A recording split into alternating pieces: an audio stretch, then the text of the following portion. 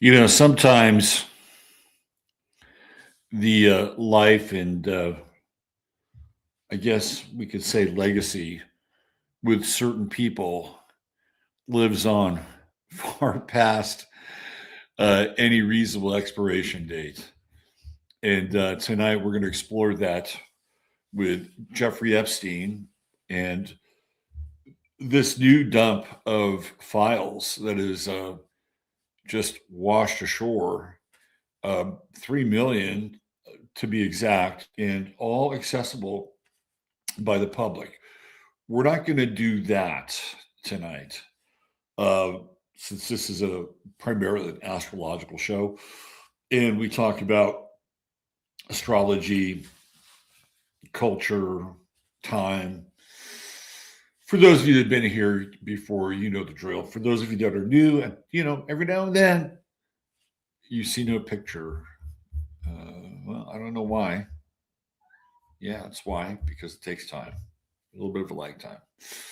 For those of you that are new here, that's what we do. We look at astrology, both personal and what's called mundane astrology, a name that I've never really warmed up to, which is looking at the big picture through an astrological lens and noticing patterns, um, synchronicities, high strange, things that emerge through the um, cross referencing of astrology and events, historical data, and time. And so we're going to get into some of that tonight. We're going to take a trip back to the 90's. And this is when it all started. This is where the Jeffrey Epstein empire takes off. It's in the 90's. And I have a very specific chart that I want to show you that will give you a very clear understanding of what I'm talking about. But it's more than just this specific chart in Jeffrey Epstein. It is the climate of the outer planets in the 90's, which really sets the stage for a lot that is going to take place during that decade. And of course, the outer planetary influences are going to be governed by the three main outer planetary planets: Pluto, Neptune, and Uranus, in that order, starting from theoretical furthest to closest. And in tonight's show, we'll talk about Pluto and Scorpio, Neptune in Capricorn, and Uranus in Capricorn, and why the 90's and the astrology of the 90's played such a pivotal role in shaping greed and corruption and ultimately extortion, and why now it's time to pay the piper, so to speak. So we'll get into that tonight. We'll also look at where we are astrologically. Chart of the moment. You guys know the deal with that, right? What else do I have? Yeah, I also think it's time to check in with the chart of America because of what's happening in Minneapolis. For some of you who don't watch the Astro Weather, this is the Astro Weather cat right here, and she has decided that she wants to step in and take more Astro cat duties. So, but if you missed the Astro Weather, one of the things that I did this past week, and I'll repeat it again tonight, because, well, I can do it. It's my show, but also not everybody watches that show. So tonight we're going to take a look at the chart of Minnesota and the radicalization of the state of Minnesota. So we've got a pretty good show, lots of relevant information, and welcome to Sunday Night AstroLive. I am Robert Phoenix. I am your host. And yes, we are broadcasting on a Leo full moon. Should I hold up the cat again for some Leo power? Here we go. You give us some Leo power tonight? Don't be fooled. Do not be fooled by that sweet face. She's a killer. She's an absolute killer. I would not want to get on the wrong side of this cat. That's right. You go scratch that piece of furniture over there. Look, she's acting like a killer. What do you see? What do you see? There's something. There's something. You go get it. There you go.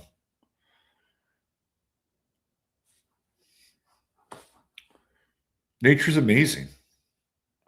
Talk about auto-suggestion. Wow. What'd you find? What do you got? All right. It's called a tail. Yeah. It's called the tail. It's yours. It belongs to you. Okay. She may have a killer's instinct, but she may not always be completely bright. All right. Let's see. Who do we got? Who do we got here? We got DJ MC. What's going on, Michael? Jamie. Hi, Jamie. The Mensch with the wrench. I like that. We might have to hook you up. Benito Diaz. There's my man. What's going on, Benito? And then there's Diane.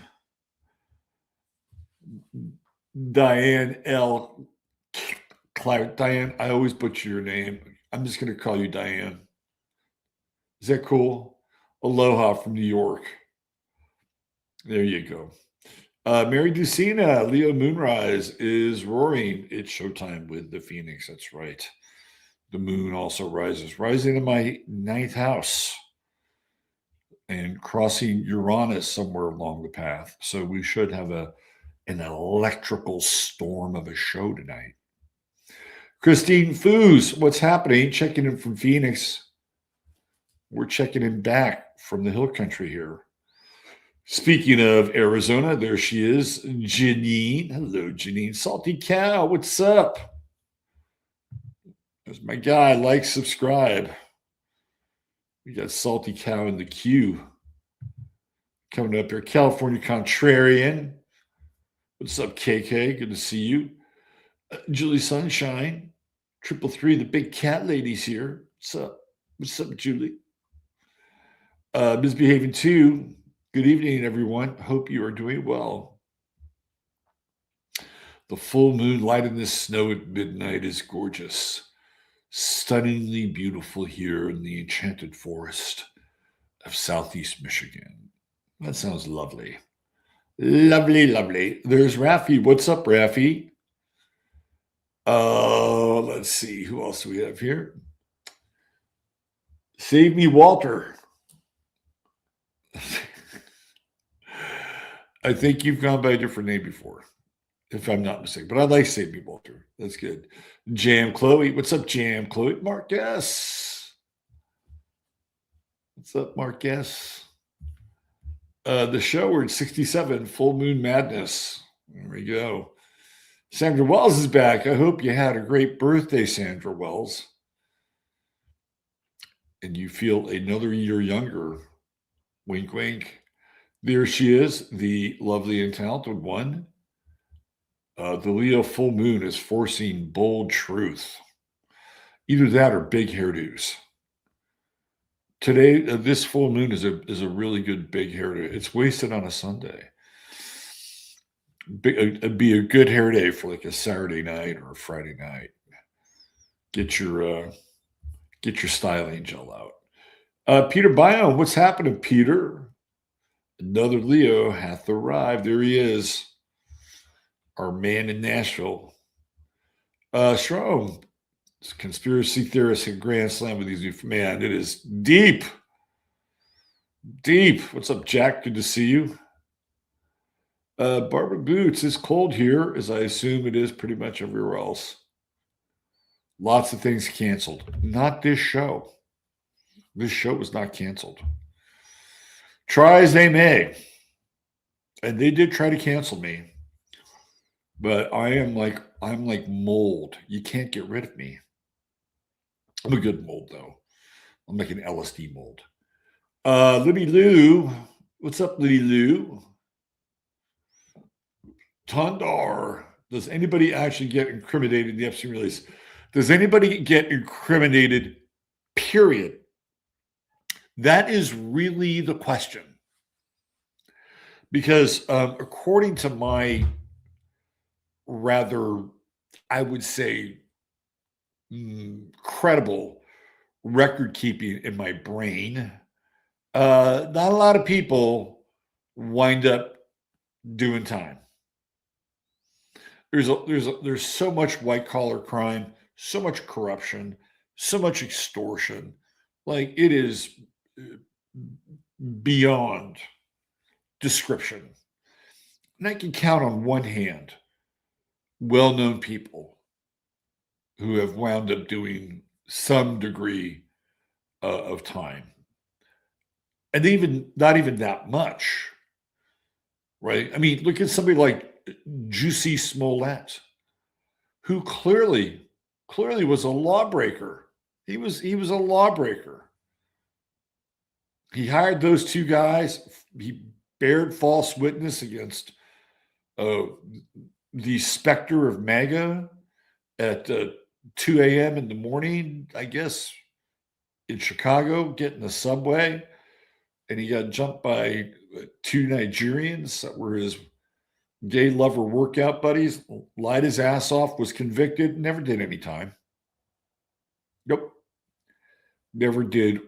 He might have been driven off to some jail, some courthouse adjacent to a jail, and they made him sit outside the jail cell area, waiting until he cried, and then they let him go. Harvey Weinstein, I think, is still in jail. He's a guy that wound up doing some time, but that's not really white collar crimey. It's grimy, but not crimey. So Weinstein's done some time, right? Bill Cosby did time. I always thought that was really strange. The whole Cosby thing, which I'm not going to get into, is strange. But the only guy that I can think of that wound up behind bars is Louis Libby, who was a neocon under the Bush administration. And even he only did like 3 or 4 months. How long do you think? I think Sam Bankman-Fried is on ice, isn't he? But how long will he be on ice? Probably not long. He'll be out soon. But for every one of these, people that got caught with their hands in the cookie jar, there are literally hundreds of others that go scot-free every day. So the question really isn't, when will the Epstein people wind up doing time? When will anybody do time? That's really the question. Now, there are some people who will tell you that many of them are already doing time, and all we're seeing now is their doubles. It's a pretty expensive operation, if you ask me. But we live in a strange universe, so who knows? Maybe that's the case. But it would sure be nice if we had some real validation, wouldn't it? I mean, I think that's what people have been waiting around for a long time, is a scalp. We need a scalp. We need a real scalp. Steve Bannon would like that. Let's see. Who else do we have here? Thor at the door. There he is. What's going on, Steve? Good to see you. Let's see. Please hit the like for Robert. Thank you.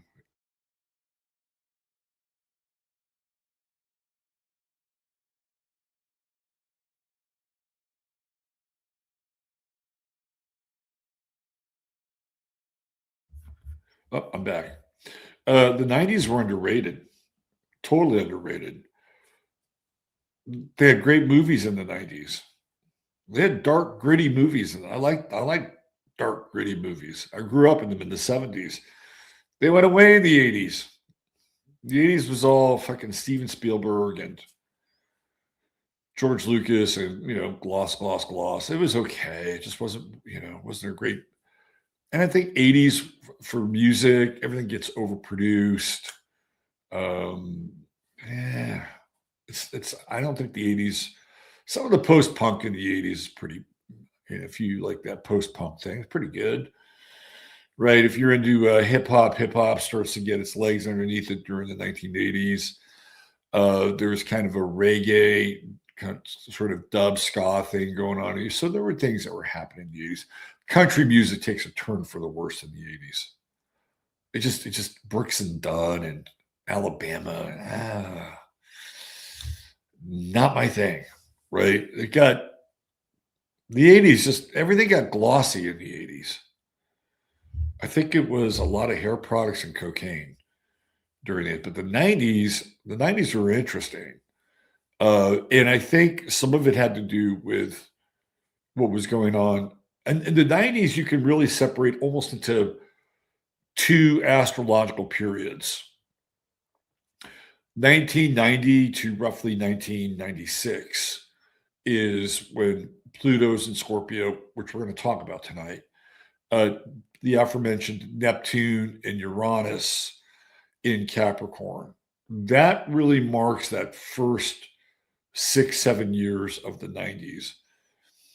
And then we have a sea change where everything becomes different very, very quickly.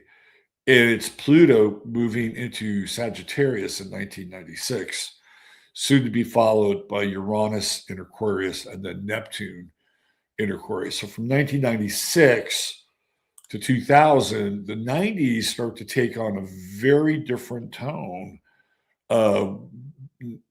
And one that I would say is more like sort of the light coming out of the darkness. That's what it feels like, especially where I was living at the time in the Bay Area, where it was crazy. It was .com city, and it was, that's when the internet was really starting to get switched on. Was 96 up through 2000. By the time 2000 rolls around, you've got first round, second round funding for a lot of internet businesses that are no longer a business. Nonetheless, the technology was starting to explode in the late 90s. I think you had, the 32-bit sampler, the 32-bit sampler for music, so you could grab more information from tracks, hold them, play them back. Music really starts to explode. You have music making tools. Pro Tools have been around for a while. You've got companies like Mixman, and they're starting to come in with small little kind of, off the shelf, mixing CD-ROMs. So you can do things on your computer. I think Ableton's starting to kind of get its feet wet in the 90s. So the technology is changing by the latter part of the 90s. But it's really this early part that we're going to be looking at tonight, which is 1990 to roughly about 1996. And there's one day in particular that we're going to be focusing on tonight, more than just that one day, but one day in particular we're going to be focusing on. And it's a very important and critical day in regards to Jeffrey Epstein and the empire. There was an Epstein empire, and it was backed primarily by Les Wexner, which we'll get into tonight as well. Jennifer Proul, full moon, lunation salutations. I like that. Still on page 265,004. What page y'all on? That's Mr. S402. So I'm still on page 1. I'm like LeBron. I'm still on page 1. Susan says, Peter Bayonne, agreed. It was a better time. It was certainly a cheaper time. 90s were underrated, for sure. Amy, what's happening, Amy? My generation of alignments, wait till 2033 when Saturn, Uranus, and Cancer completely oppose that paradigm. Yeah, yeah, that's true because we'll get some of that in 2033 for sure. I also feel like a lot of the kids that were born during that time, a lot of the millennials, that's really where the millennials get their.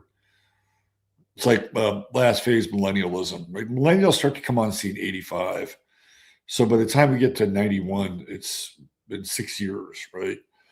But yeah, that period too in 2033 is really going to hammer the kids that are born a little bit later than that. By the way, the Pluto and Capricorn kids and those planets opposing their sun, and a lot of them have Uranus in Aries, so that'd be a pretty heavy time for them as well.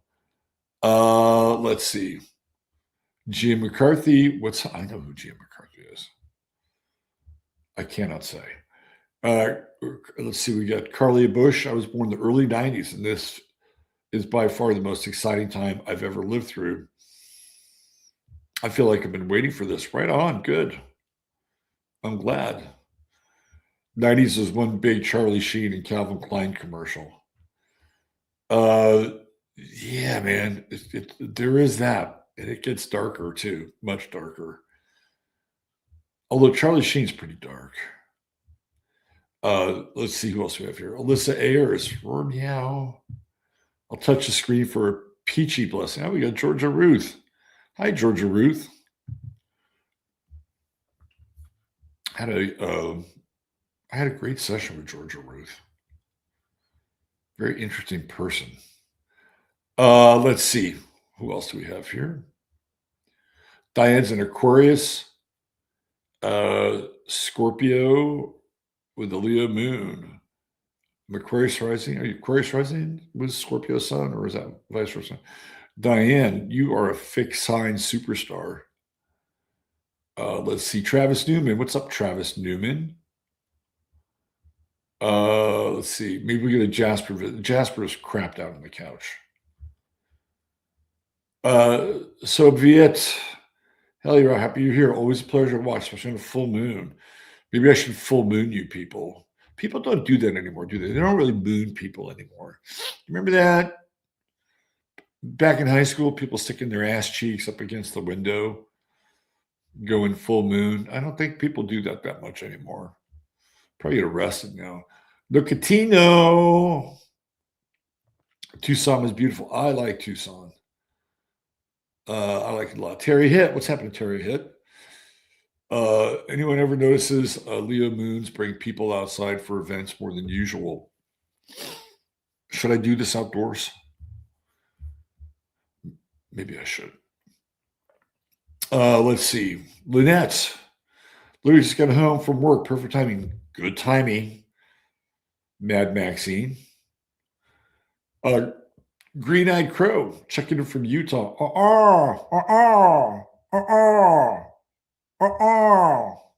Checking in back. Desley Lognum from Down Under. What's going on, Desley? Good to see you. Desiree Conrad. Man, we got a good crew here tonight. Lady Lou, our Uber driver, was a Leo. He was Apollo, your chariot driver carrying you across the Tucson skyline. My whole household has natal Leo moons. That's not uncommon to find moons being passed on generation to generation. Not uncommon. Earth's ascension. I'm a few minutes behind. Better than being a few months behind. Minutes you'll catch up. Librarian. Who doesn't love a librarian? Or is it a librarian? Oh, it could be a librarian. Let's see. Let's bring this up here. Hi, librarian from North Carolina. You could be a librarian and a librarian at the same time. Cover both the bases. Christina Godwin is here. Hey, Christina. Even my dog has a Leo moon. Does he have big poofy hair? Cat Ahula. Cat Ahula. What's up, Cat Ahula? Let's see, Peter. So the general consensus of the latest Epstein stuff seems they're all in on it. Like we didn't know that. Guess it's good for the normies. It goes deep. Deep, deep, deep, deep, deep. The full moon is 2 degrees from my natal Leo sun. What are you doing here in this podcast? You should be out there radiating and meeting people, California contrarian. Liz Atwell, it is hot here in Brisbane. Hi, Liz. It's hot down under. That's what she said. Let's see. Who else do we have? Jean-Anonymous. I like that. Howdy, right back at you. Sharon Lewis is here. KK Smith also with us. Let's see. It's 2 degrees from my moon. You guys should be hooking up, man. By cancel, I meant my rally trials with Enki. Oh, yes, cancel is taking on. No one ever gets indicted. No, they don't. You're right.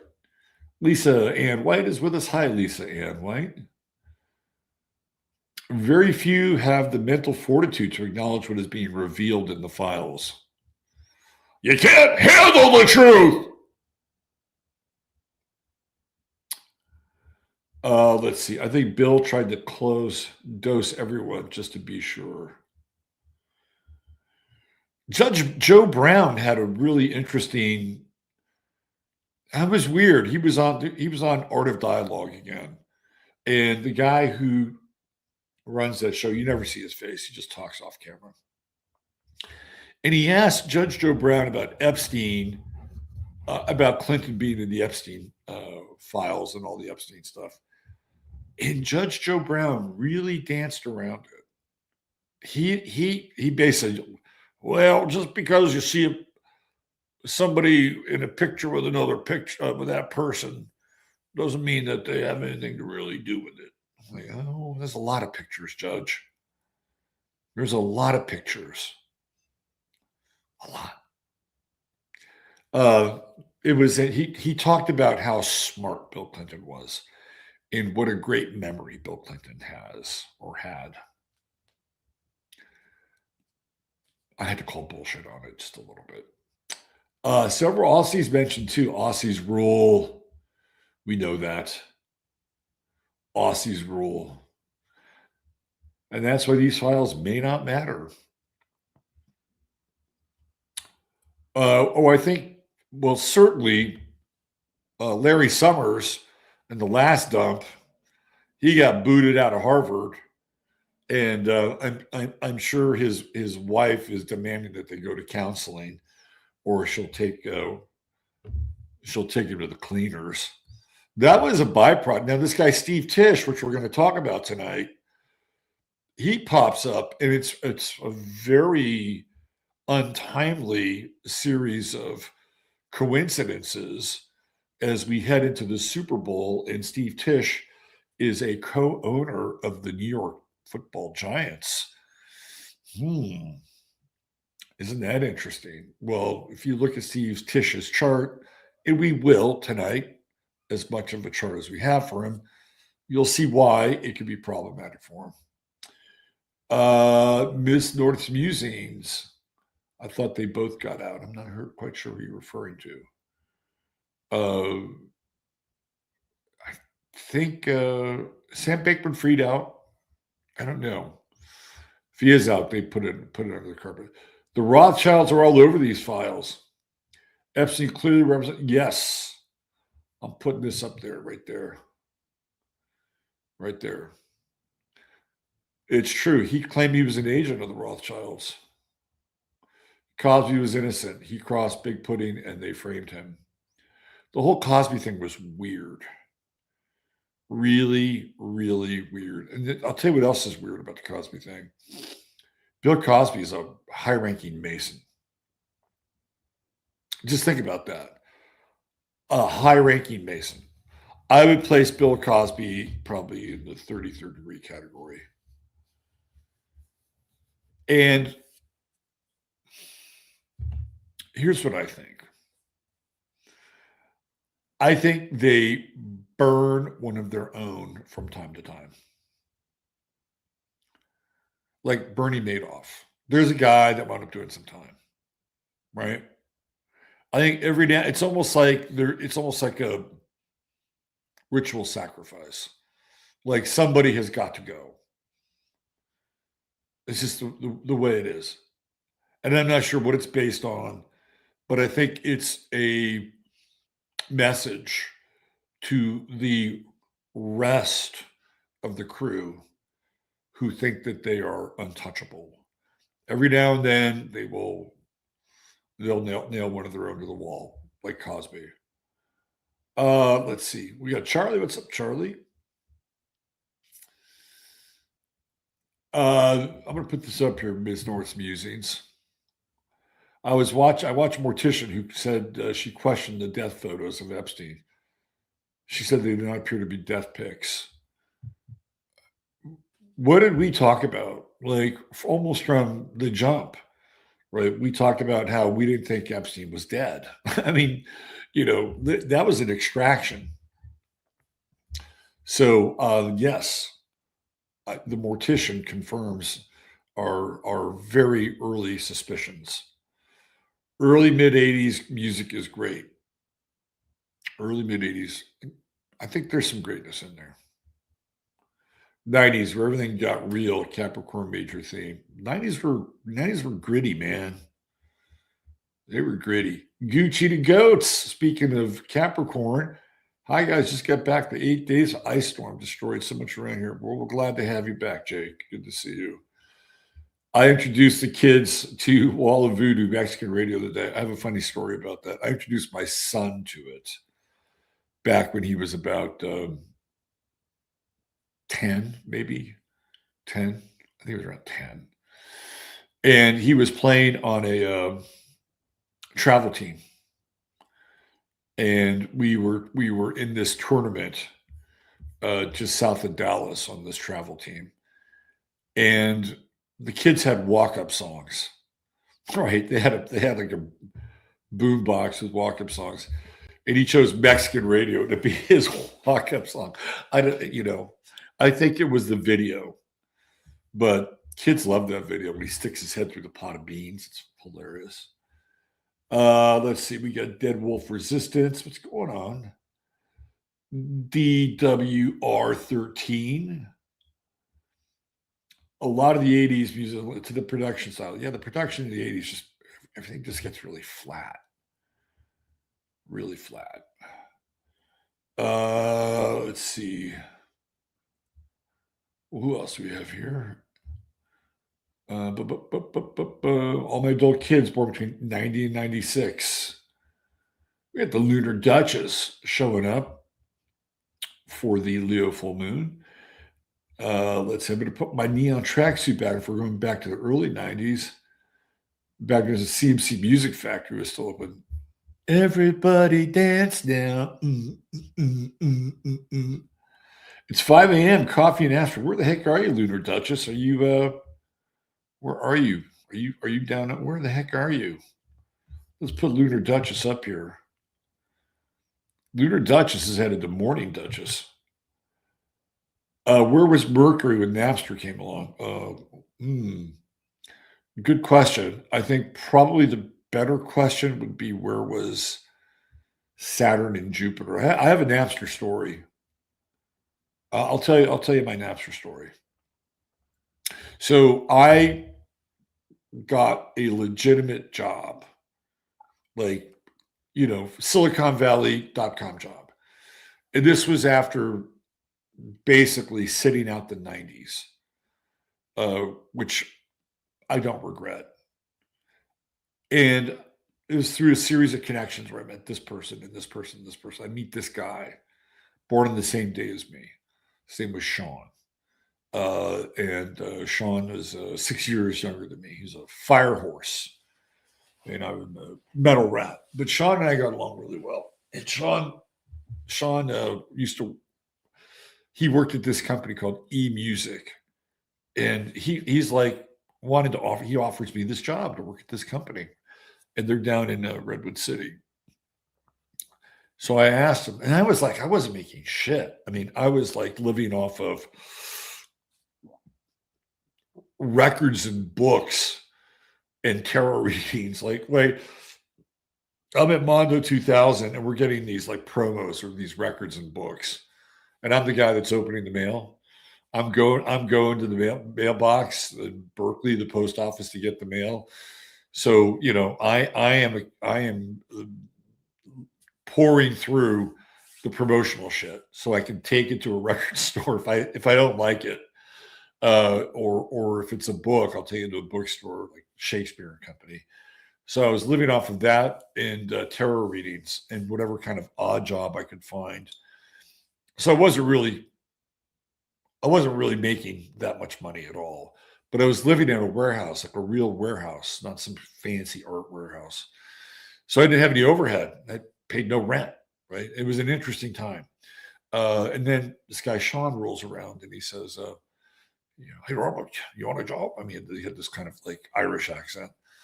At e-music? I'm like, yeah, sure, man. That sounds really good. How much does something like that pay? And he said, I think it starts around $65,000 plus stock options and benefits. I'm like, I want that job. I was like a man in the desert for a decade. And don't get me wrong, I enjoyed my time in the desert. I had some nice mirages along the way. But so I finally get this job, right? I'm like, man, this is really cool. Downloadable music. It's the future. MP3s, cutting edge. I'm at the right place, the right time, right part of the world. Get to bring all my music knowledge to this, my journalistic skills. This is going to be fucking cool, man. 40 years old. I'm ready. And then it must have been, I don't know, maybe a month or two, not more than 2 months. I met this, and everything was it was like an explosion, like Silicon Valley, all the way up from the Redwood City area, which is where e-music was located, all the way to San Francisco, where I think, call it Silicon Gulch. I mean, it was just exploding, right? And everything was, all these people had moved to the Bay Area to become a part of the whole .com thing. So they were talking, there was this like mixer, all these people from this very young and nascent industry are all gathered together. I think it's at this like bar, pizza place, whatever, but kind of nice. I forget the name of it. And this one guy who's a journalist gets up there and he said, I have seen the future of music, and it's this thing called Napster, and it is going to destroy the major labels. And he talked about Napster, and I'm like, oh shit, that is going to really impact what we're doing because we're trying to do legal downloads. I just thought to myself, this is not going to be good for this business.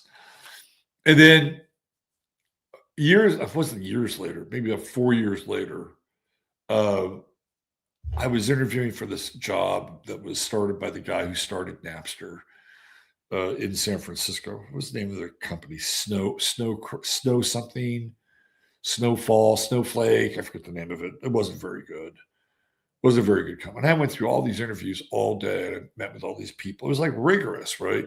And I think some of it was like a brain drain, but nonetheless, I felt like, man, maybe I could get this job at this company and move back to the Bay Area because I was living in San Diego at the time. And I had lunch with the guy who started Napster, and it was one of those moments, where it's sort of like the emperor wears no clothes and nobody says anything. So we go to this Japanese restaurant, we're eating, udon and shit like that, right? And the way he ate his food, I've never seen another human eat their food like this. He stuck his face sideways, almost down to the bowl, and then took the long noodles and slurped them up into his mouth from the bowl, like sideways. And he did this again and again and again. And everybody at the table just thought, well, it's perfectly normal. Perfectly normal, right? And it's like, I'm looking, I go, my God, this guy got some very unique habits when it comes to eating. But I think it was Saturn. I think Saturn and Uranus. Because Mercury, let me see what Napster. That's a really good question. Let's just do this as sort of a thought experiment here. Now you got me thinking about it. Napster. Sean Fanning. Yeah, so it was Sean Fanning who was the legendary udon eater. And then Sean Parker, who went on to Facebook fame. Let's see, June 1st, 1991. And that was the initial release. So you asked, and I shall. Look at that. I have 1991 already open. There's a reason for that. You asked, and I shall comply with your request. Let's find out where Mercury was on June 1st, 1991. We'll probably get a black screen here, so I have to come back and fix it. Oh, look at that. No black screen. Okay. So here we are in the ephemeris, which you can find over on Astrodienst.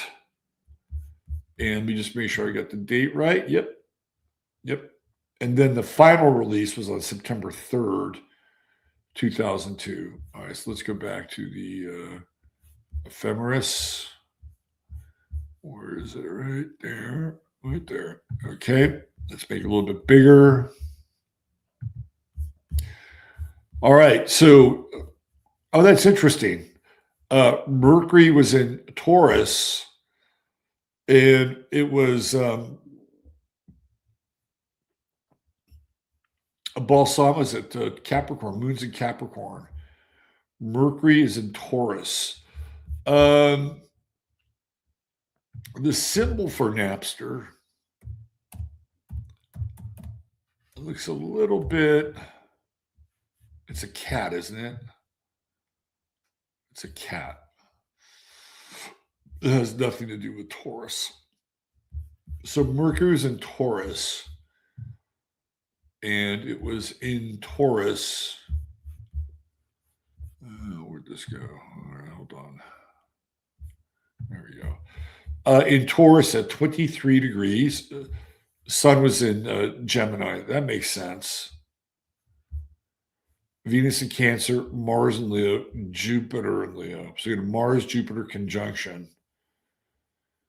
Oh, that's the wrong year. Hold on. What am I talking about? Hold on. I got the wrong year up there. 1999. Pardon me. Pardon me. Whoops. Let's go back. I'll go here, and let me just put a dot here. There we go. My bad. Who knows? Maybe we'll still be in Taurus. Let's find out. Rewind. Mercury in Gemini. Here we go. So we got a Sun-Mercury conjunction, Moon in Sagittarius. Now we got a full moon. So that was the first iteration in 1991. Mercury in Gemini. Well, that makes sense, doesn't it? That makes a lot of sense. Saturn was in Taurus. That's right, in 1999. And Mars is in Libra retrograde. There would be complications with Napster. And the big three, Uranus, Neptune, and Pluto, all retrograde. Well, and Jupiter in Aries, I don't know. Jupiter in Aries is very, very Napster-like in a lot of ways. I'm just going to do whatever the fuck I want on the internet and download whatever I want. But I think this is the Mercury and Gemini, and we're on a full moon at that time, and there's that conjunction with the sun. Now, the final release of Napster, which was in 2002, and it was that period where I was on board with the digital music world. So let's look at the final release of Napster in 2002. We'll look at that.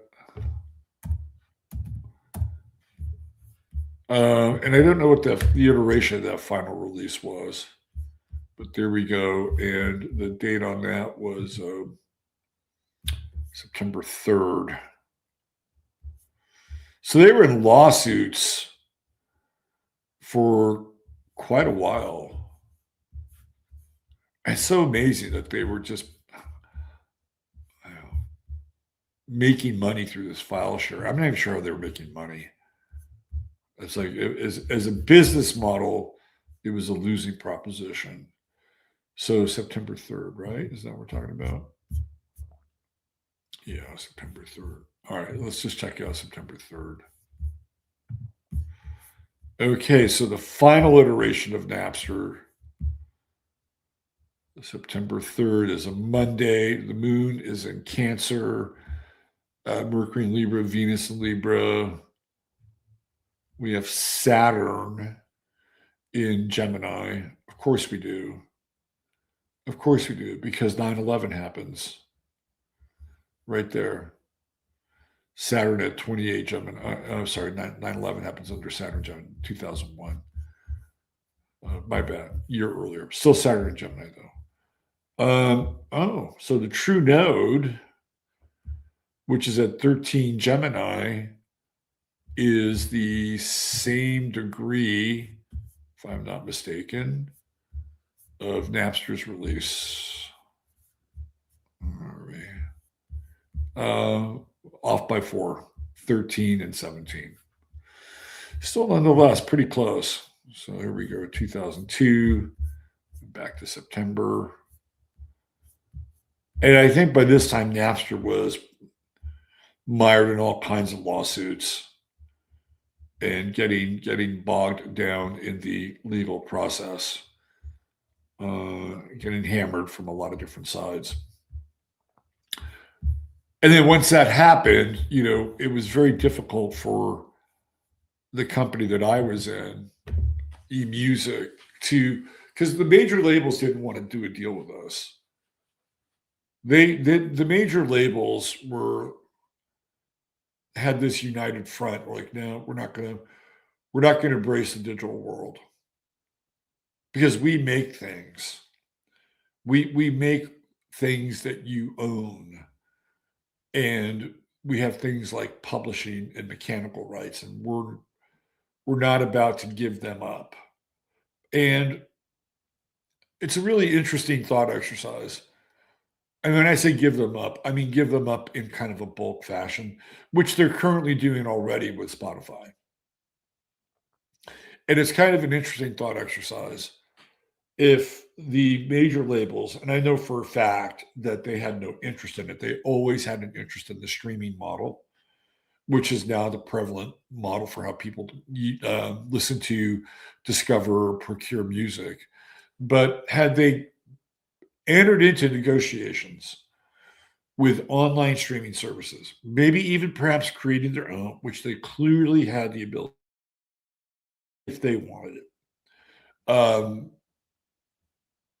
they could have made a transition much faster and started to make money on the mechanicals and royalties from a digital perspective.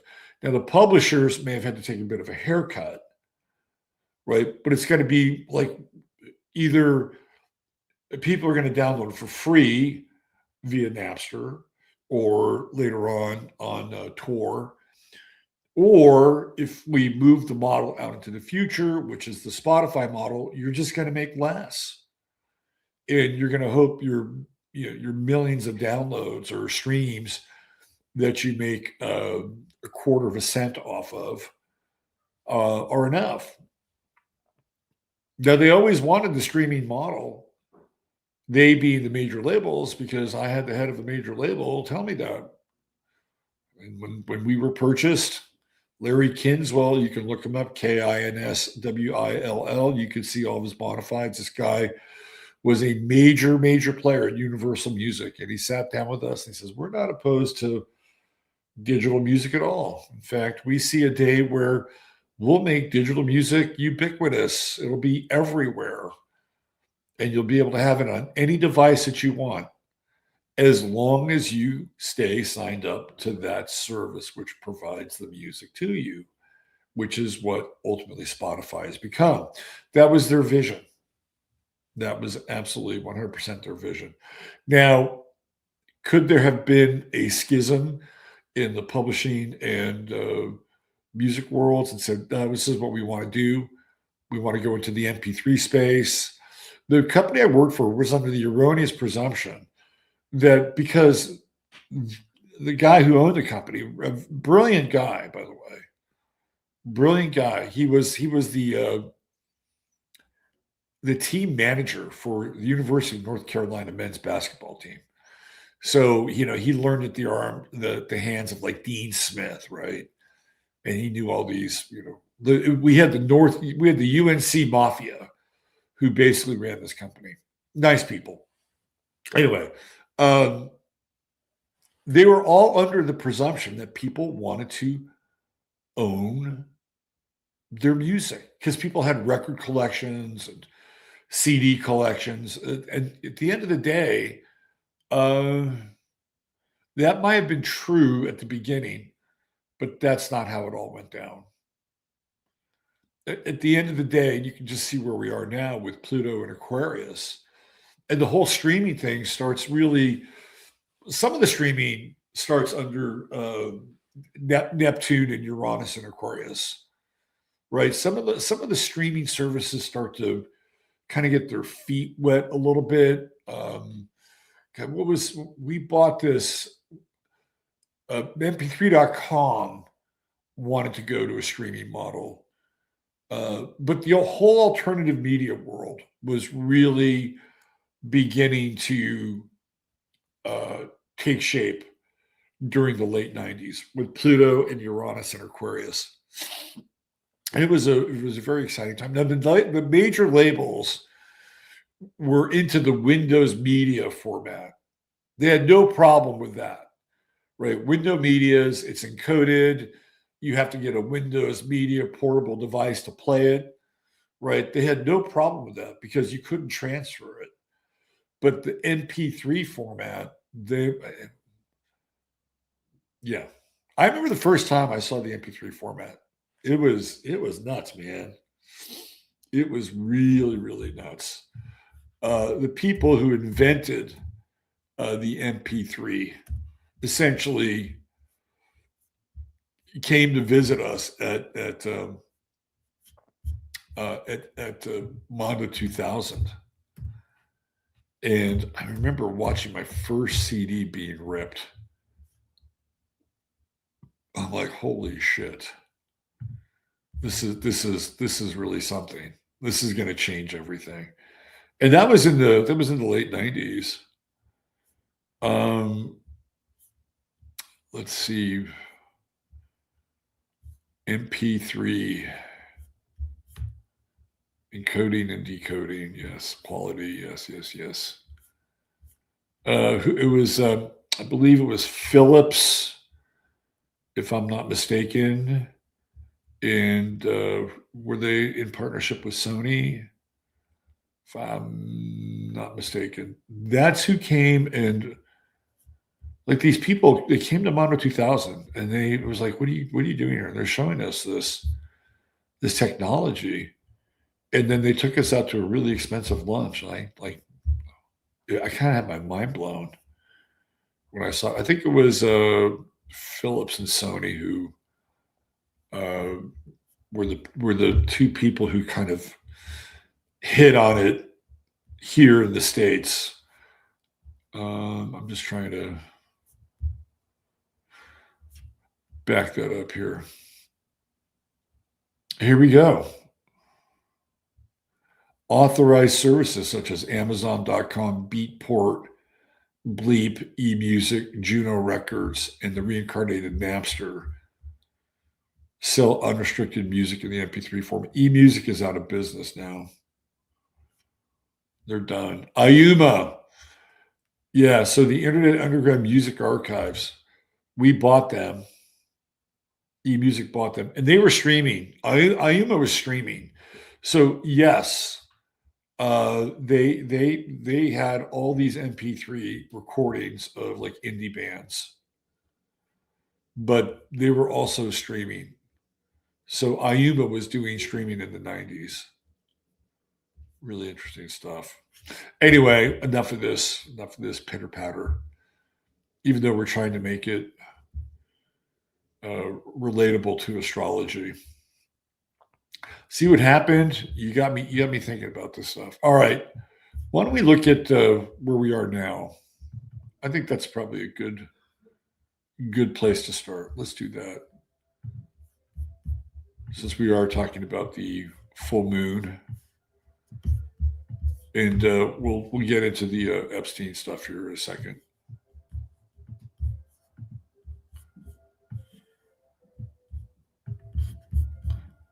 Okay, there we are. Got that. Let's do a little share here. Okay. All right. I'll zoom in a little bit. So here we are, full moon. I mean, it is almost spot on, right? Sun's at 13, Venus is at 19, Mercury's at 21. Mars is now crossed over Pluto. We're just waiting for Juno, that final tail to cross over Pluto and Aquarius, where it all started with Pallas kind of leading the charge here.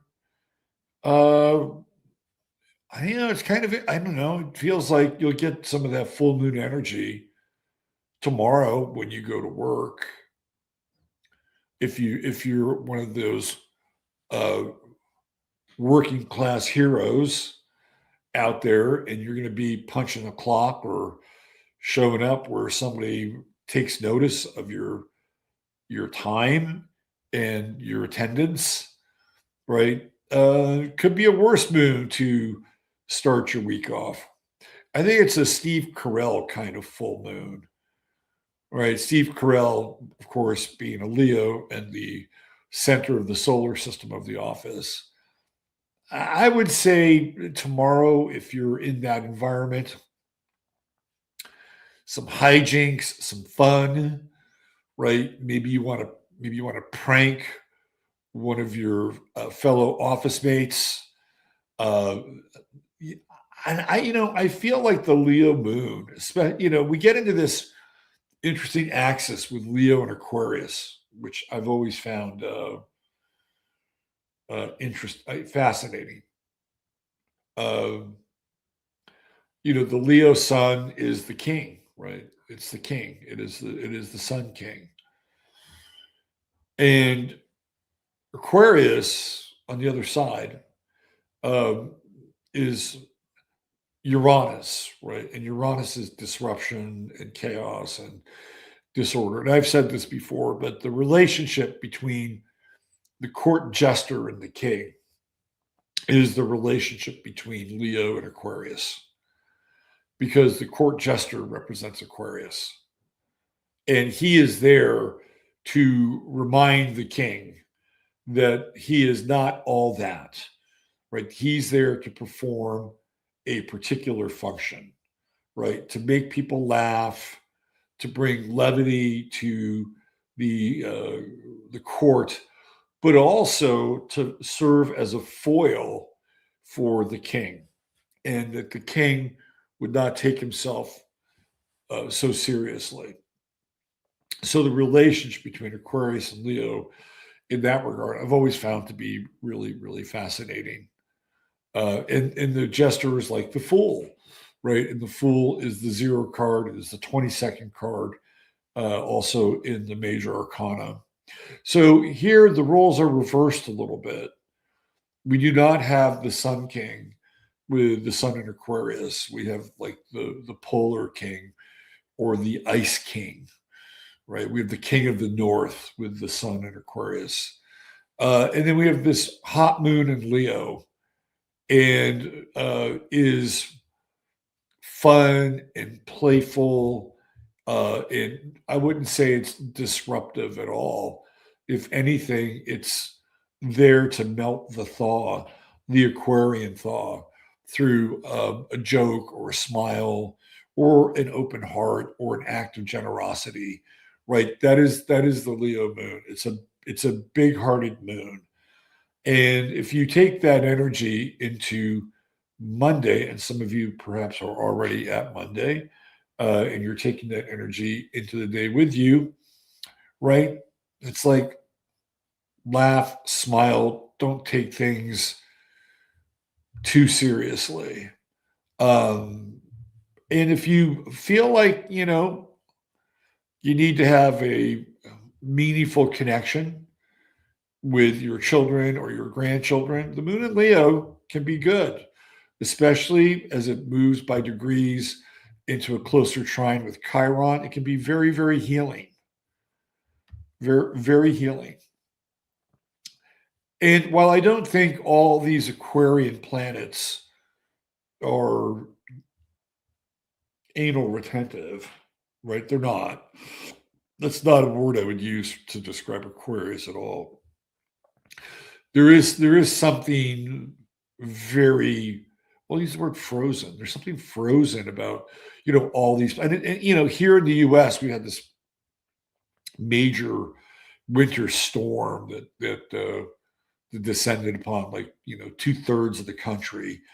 Some of there are people who believe that it was nucleated snow and a byproduct of chemtrails. And Dane Wigington was on Jimmy Dore breaking it all down. I don't have a problem with that, right? I really don't. It feels like everything in our environment is mediated and synthetic, from the weather to the food to people using filters on Instagram. I mean, you name it. We live in a mediated and filtered world, right? So yeah, I mean, but it's been cold, right? And that's a byproduct in a lot of ways of the outer planets. Like Aquarius is a cold sign. You get to Uranus and Neptune and Pluto, right? Those are, theoretically cold planets. I mean, cold in the sense that they happen during the wintertime, at least here in the north. Right. Those are, you can throw a Sagittarius in there, but at least in Sagittarius, you have the warmth and the hearth of the Thanksgiving feast, right? And Sagittarius is fire, and it's like electric fire, it's celestial fire. So there is some heat during the month of Sagittarius, even though it does get cold. It's more of the inner glow, right? The glow of fraternity and brotherhood and sharing and abundance. But it's these three other signs. And Pisces can be cold, right? It can be, the early, later part of February, early part of March, when we're in the Pisces season. It can get real cold. So these three signs. Now in Pisces, when we get towards the end of it, we get the thaw, right? We get the thaw, and the water starts to, at times, right, thaw out. And it happens at the end of Pisces. Although, granted, there are times when Major League Baseball starts, right around that time. And there have been games where, they've had to shovel the fucking snow off the ground for certain games. So yeah, it does start to thaw, but it can also get really, so just temperature wise, here in the north, we are in the coldest time of the year. And with Aquarius, it is, like when I think of Aquarius, I think of David Bowie, who's the Aquarian rising. And, and Bowie is cool and detached, right? He's got that Capricorn sun in the 12th house. And I don't really think it's bad, right? I'm not making a value judgment on Aquarius. It's just, very, very cool and detached. It's the nature of, you go through Aquarian personalities, you go, yeah.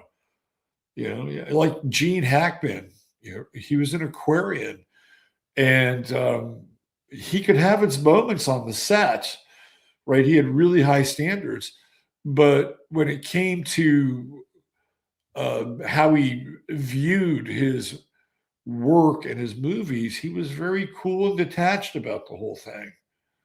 Like there's this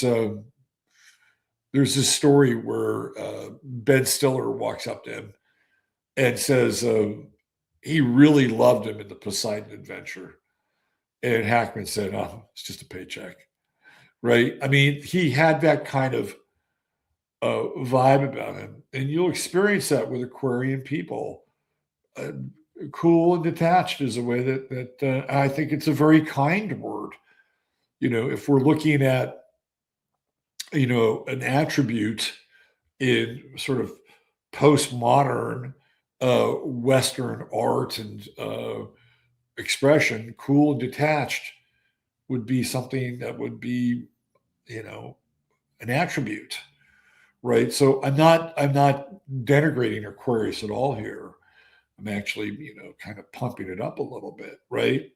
But this Leo moon comes in and opposes all this coolness and this detached nature, and I like it, right? I like it. It's playful. It's the court jester wearing a bit of a different cap, right? So as it relates to whatever you're doing tomorrow, when you show up at work uh, with your box of donuts, your baker's dozen, and I know most of you don't do that, but have fun. Don't take anything too seriously. Like that is the nature of this full moon, and hopefully, what you started creatively when the moon was new in Aquarius, you have something to show for it.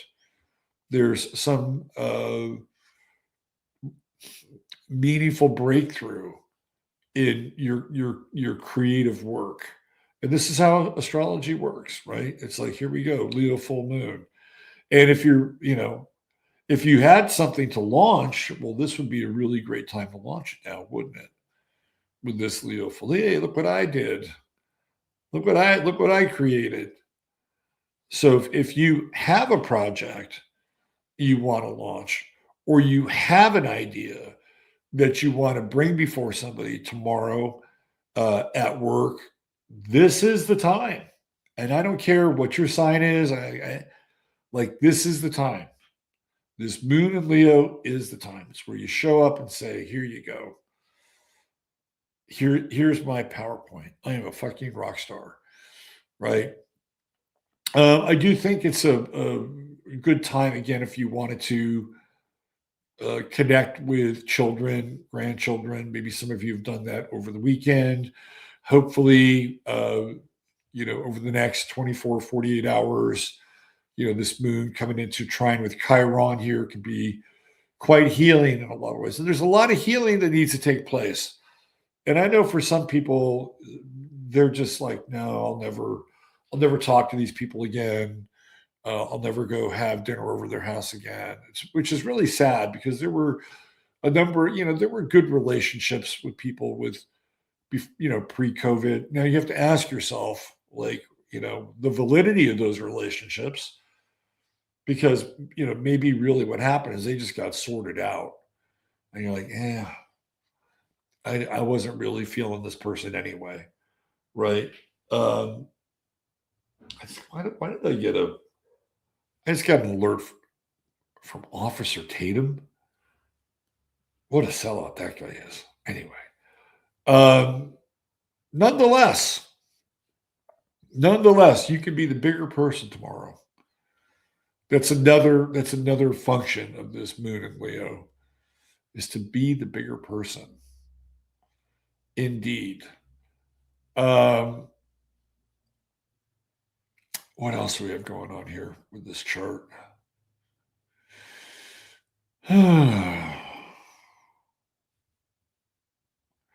I think it's quite interesting that, and we brought this up before. Jeffrey Epstein is, I believe, a 1 degree Aquarian, right? And so a lot of the dirt and underbelly stuff, a lot of the Plutonian stuff around the Epstein world is coming out as Pluto conjuncts his sun. Surprise, surprise, not surprised at all, actually. Um, yeah, at the end of the day, is anybody going to, well, like I said, I mean, these files are, I mean, and there's like thousands upon thousands of this latest dump. Um, Steve Tisch looks like he might take the first hit. At the very least, it's embarrassing. We'll get into Steve Tisch a little bit. And the reason why he takes the first hit is because Steve Tisch has Mercury in Aquarius. Steve Tisch is an Aquarian, like Jeffrey Epstein. And he's got Mercury in Aquarius at 4 degrees retrograde in his chart. Let's just bring his chart up here. Let's bring a little Steve Tisch into the show. There he is. Born in Lakewood Township, New Jersey. We don't have a rising sign for Mr. Tisch. But he was born on Valentine's Day. Makes him a real sweetheart. He's a sweetheart of a guy. If you don't know anything about him, he comes out of the financing world and also the film world. And Mr. Tisch was he cut his teeth and made his mark with a little film called Risky Business with Tom Cruise. And eventually he makes a much bigger mark with a film called Forrest Gump. Now you can see his Mercury right there, 4 degrees Aquarius. That means Pluto be right there, right? And his Mercury is retrograde. So we are literally going back in time and looking at some of those emails. There are quite a few, by the way, between Jeffrey Epstein and Steve Tisch. And Jeffrey Epstein was trying to hook him up with some of the talent that came through Jeffrey Epstein's world. And while it is, at least initially, fairly clear that it appears to be that they were talking about women who were of legal age, even though one of them was a college student studying microbiology, I believe at the University of Florida, or some university in Florida. This would be kind of standard, I suppose. Two men talking about women together. But Jeffrey Epstein isn't your average guy that you're talking about women that are available, right? Not your average guy. So the reason why this is meaningful, again, is that we are dealing with the Super Bowl next week. And Steve Tisch is a very high profile person in that world. He is, as I mentioned before, the chairman, I believe, of the New York Giants, which puts him in a co-ownership position with the Mara family. So Steve Tisch is a media mogul, and his name has come up here. Another guy who's also in a lot of ways connected to the Epstein world, Michael Bloomberg. That's right, Michael Bloomberg. Should we look at the Steve Tisch stuff while we're talking about this? So he's getting exposed. This is astrology in action, right? Pluto retrograding onto Pluto, and I think it'll get worse for Steve Tisch, by the way, because Pluto goes to 4 degrees and it retrogrades. So he's going to have an exact conjunction with Pluto, and the retrograde is like what's being revealed. So what is being revealed with Steve Tisch? Let's take a look at that. He's the chairperson. Steve Tisch Epstein files. Here we go. Shall we get into some of the grind, some of the gritty? Let's see. ESPN's carrying it. Tufts alumnus Steve Tisch is mentioned several times in a newly released batch related to the convicted sex blah-de-blah. The email exchanges, that's what we want to see. We want to see some of those emails. So he's very, very quick.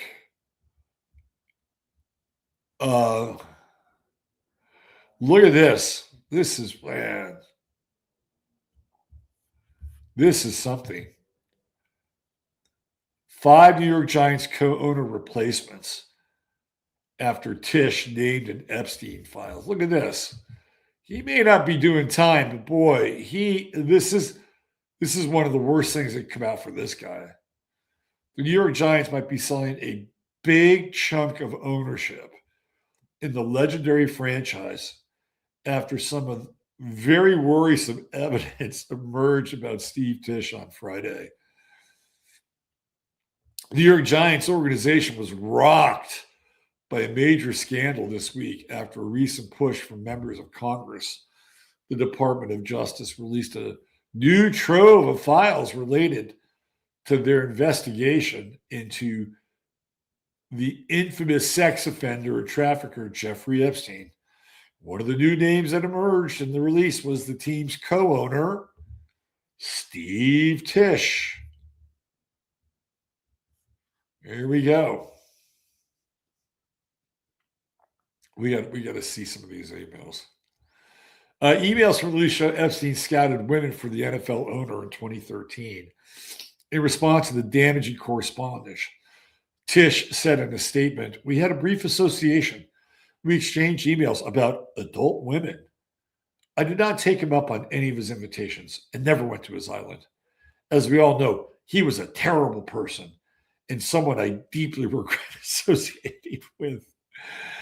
The emails didn't really show that. Obviously, the man who owned 45% of the team, it's 45% of the team, is almost majority owner, has not been accused of a crime. However, in the court of public opinion, the clear links to one of the most despised individuals in modern history could create a groundswell from fans and other NFL owners for Tisch to sell off his portion of the team.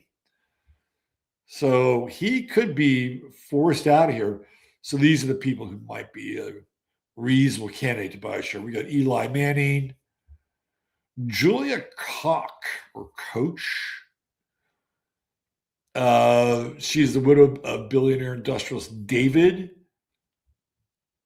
She could be viewed. Steve Cohen, the guy who owns the Mets, this nerd. He might be up for Larry Ellison. Sure, why not? Why not? Larry's got a fat checkbook these days. Michael Strahan does not have the money. He does not have the money. Although I will say this about Michael Strahan. The NFL would love for Michael Strahan to have a major ownership stake in the New York Giants. They would love it.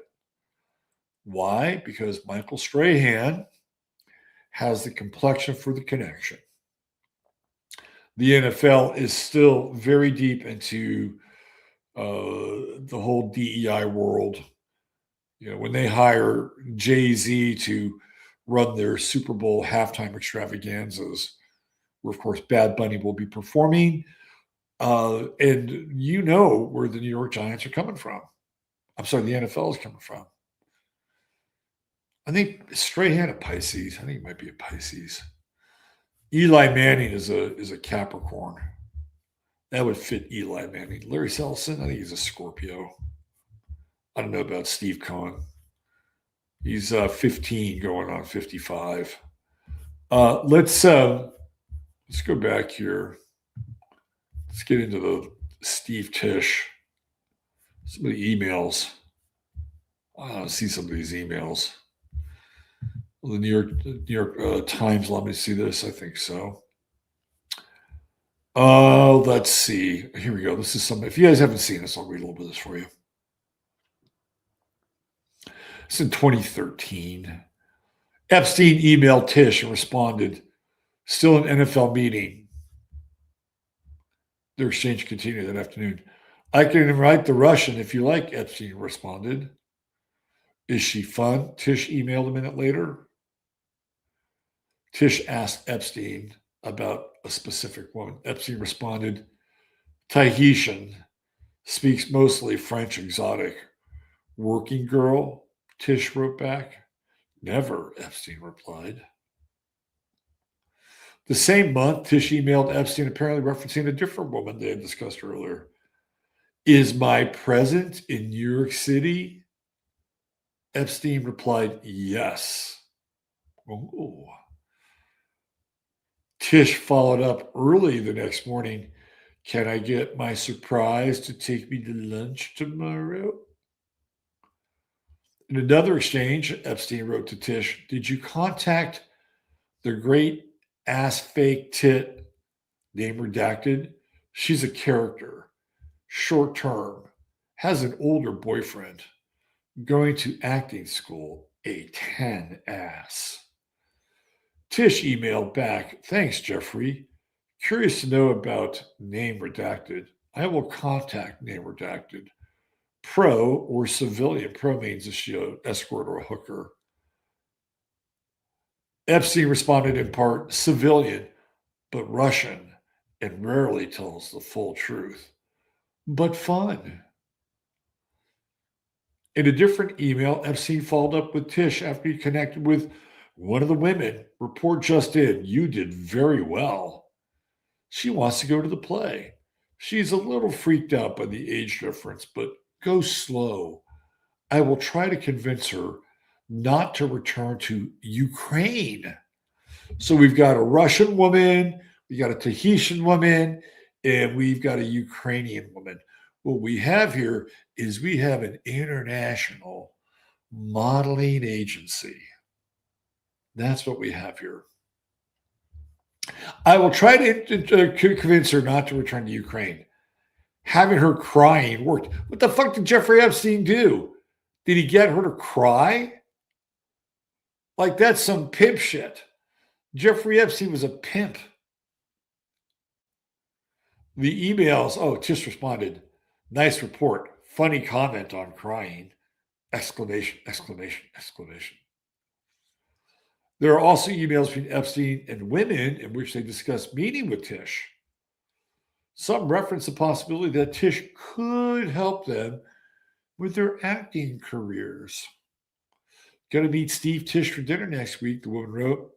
"He said that he gonna work on 3 movies starting June. So I'll ask if I can read scripts and maybe audition for some part." In September 2013, Tisch offered Epstein 2 tickets to his suite for the Giants game. He invited him to other games as well. So this guy has invited him to Giants games where he may or may not have shown up. Epstein invited Tisch to visit him on his private island in the Caribbean. It is not clear from the emails if Tisch ever took Epstein up on those offers. During one exchange, which they discussed a date Tisch had been on, Epstein wrote to Tisch, "I am happy to have you as a new but shared interest friend." Uh.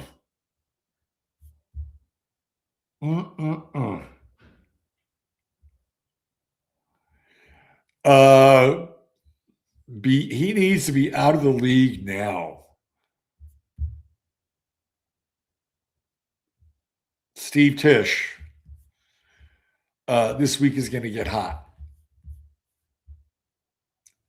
It is. So he did Forrest Gump, Risky Business, The Pursuit of Happiness, and The Equalizer. He is a producer and partner with California-based Escape Artists Entertainment.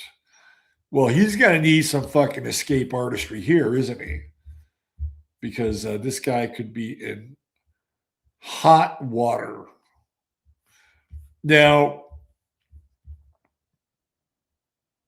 how is the public? This is going to be interesting, right? How, and not just any public. How are the fairer, how is the fairer sex going to respond to Steve Tisch and his seemingly chummy ways with Jeffrey Epstein? Like, are women going to speak out against this? And I think ultimately this is going to determine what happens with Steve Tisch's immediate future as being a 45% shareholder in the New York Football Giants. If enough women come out, and there are plenty of women in sports broadcasting.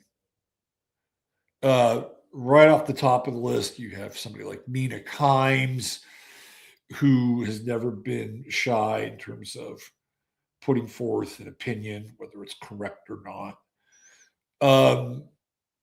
There's just plenty of women in the sports commentary world. And if they start to complain about Steve Tisch and that his mere association with Jeffrey Epstein is problematic, you might see the needle move. You might see the needle move. Internally, look, this is a league where Bob Kraft runs around with a man half of his age and displays, I would say, more than friendly behavior with this dude. Of course, we're talking about Meek Mill in one of the worst kept secrets in, pro sports. You got Bob Kraft running around with Meek Mill, also known as a power bottom in the Diddy world, right? You have Bob Kraft going down to Florida and getting a tub and rug, or rug and tub. Is that tug and rub from a probably a Chinese national who's had her passport confiscated down in Jupiter, Florida, gets arrested for that. Nothing ever happens to him. It just, it depends. It depends on the climate and the time. I think the timing for Steve Tisch could not be worse. And it has to do with the Super Bowl. And if you don't think people are going to be talking about this in the run up to the Super Bowl, you're wrong. You're wrong. People are going to talk about it. And it depends, by the way. Like Michael Strahan has a morning show, right? Doesn't he do Good Morning America on ABC? And this is a guy who played for the Giants and will probably at some point have to vouch for Steve Tisch's character. Michael Strahan should be careful. There's like some weird stuff out there about Michael Strahan. So he's got to walk gingerly. Let's put it that way. I don't think he's going to come out swinging against Steve Tisch. And the owners of the NFL circle wagons. There's some guys that own NFL teams that, like Jimmy Haslam, who owns the Cleveland Browns. Shady fucking character. Shady character. Like he made his money with these Flying J truck stops and gas stations, and was accused of some pretty nefarious, like Ponzi scheme money rackets with Flying J. Didn't stop him from getting an NFL franchise, even though the Cleveland Browns seemed to be the millstone around his neck, perhaps as a result of his nefarious ways, acquiring assets. So yeah, but there's, there's some odors. But at the end of the day, if they want to just circle the wagons on Steve Tisch, they'll just pass the word on to Roger Goodell and tell Roger Goodell to sit down with the networks and say, we're not going to talk about this. Right? Whatever the networks are, ESPN, which by the way, just bought the NFL network, huge acquisition for ESPN, borderline monopoly. They had to have the government look into it from the antitrust sort of statutes and feasibility, viability, and the Department of Commerce said it's okay, right? You can do this deal. So ESPN is now ESPN, NFL Network, ABC, and Disney. Wow. Talk about a megalithic corporation. But that's all Roger Goodell has to do is get on a conference call with on the CBS side of things. That would be Larry Ellison or his son David, who basically now runs CBS. Right, the Ellisons bought their way into CBS, so that would be easy. Messaging passed on down through that channel, no problem. Right, then you have Fox, of course, and Rupert Murdoch. You just get him online, say, look, we need to make sure that you don't really talk about this, in your sports related shows. And that message would get passed down through the owner of the company, and it would go into the production teams. And it would be like, look, we can't really talk about it. We can mention the Tisch stuff, but we can't really comment on it. Right. So I could see where this would be kind of a lockdown on a network basis. But I don't know. I think on a non-network basis, it's going to be everywhere. And there's so much independent media now that it's going to be hard not to talk about it. Another thing, this is really interesting from an astrological standpoint, that is going to be talked about this week as we inch closer to the Super Bowl is the effects of EMF waves on the San Francisco 49ers. And I brought this up last week, if I'm not mistaken. And the 49ers practice. Let me see if I can bring this up here. 49ers. And this is, if you want to switch the conversation from Steve Tisch to the 49ers practice field, which is generating lots of buzz, you could have this conversation. I'll show this to you guys. Now keep in mind, this is again very Aquarian as we move it into the astrological topic here. And you can see, let me see if I can find a good picture of it right here. This is from the Daily Mail. All right. Prior to any of this existing, this was like a big fucking parking lot. And then they built this shitty ass stadium, right? This shitty ass, it is a shitty stadium. It's like bare bones. It's like a kid with an erector set back in the 50s could have built this. It as a symbol of the imagination of the York DiBartolo family. It is barren. And not only that, but you can also see the drastic effects of sun on one part of the stadium versus another. Not really well laid out at all. So here we have the practice field, and we have facilities that are connected to the practice field. And this is the 49ers home field. Now, in order to power everything, the city of Santa Clara came in and said, we're going to build you your very own substation right here. So the players are being bombarded. And if you look here, right, this is like their training facility. That's their training facility.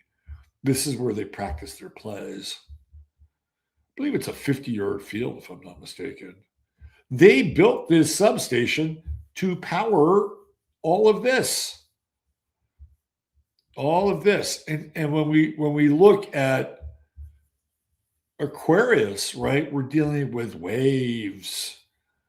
We're dealing with the impact of EMFs.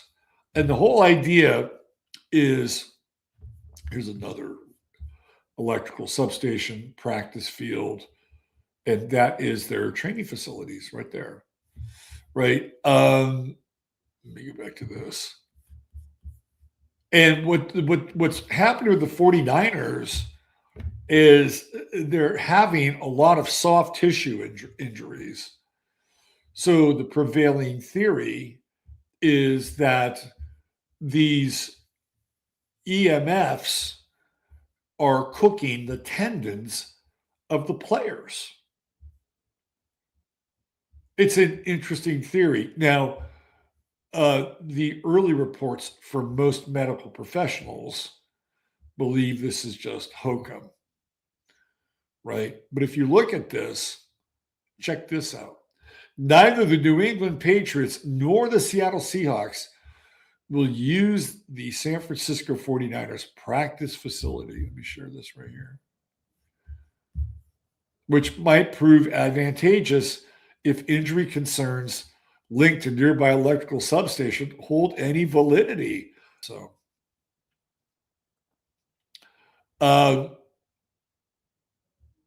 this is interesting. According to researcher Peter Cowan, a board-certified practitioner, a quantum biology practitioner, San Francisco's injury issues may be the result of chronic exposure to low-frequency electromagnetic fields. The electrical substation located right next to their stadium and practice. So the teams, the Seahawks and the Patriots, they're like, no thanks. We're not practicing there. So here's another view of their practice facility. They have two 50-yard fields. So they could run like A team and B team stuff. Look at this shitty stadium. I mean, are you really? That's the best you could do? This is like the fucking Howard Johnsons of NFL stadiums. And there's the electrical substation. After Cowan's theory, recently went viral on X, George Kittle's season-ending Achilles tear in San Francisco's recent playoff win over the Philadelphia Eagles reignited those concerns. Since then, 49ers GM John Lynch has revealed the team is investigating the potential connection because it deals with allegedly the health and safety of our players. You have to look into everything, Lynch said about the theory in a press conference with head coach Kyle Shanahan.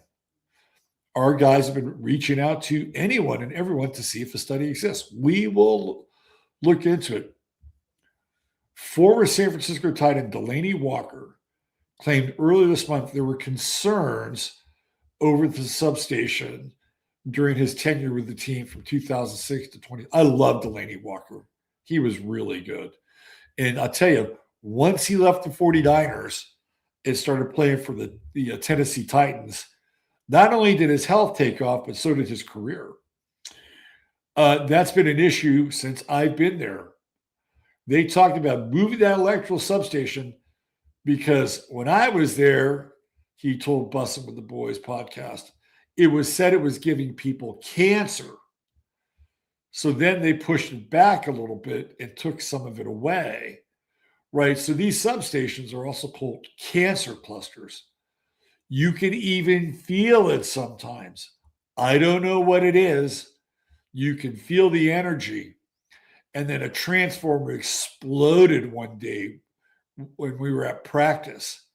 That shit sounded like a fucking bomb went off.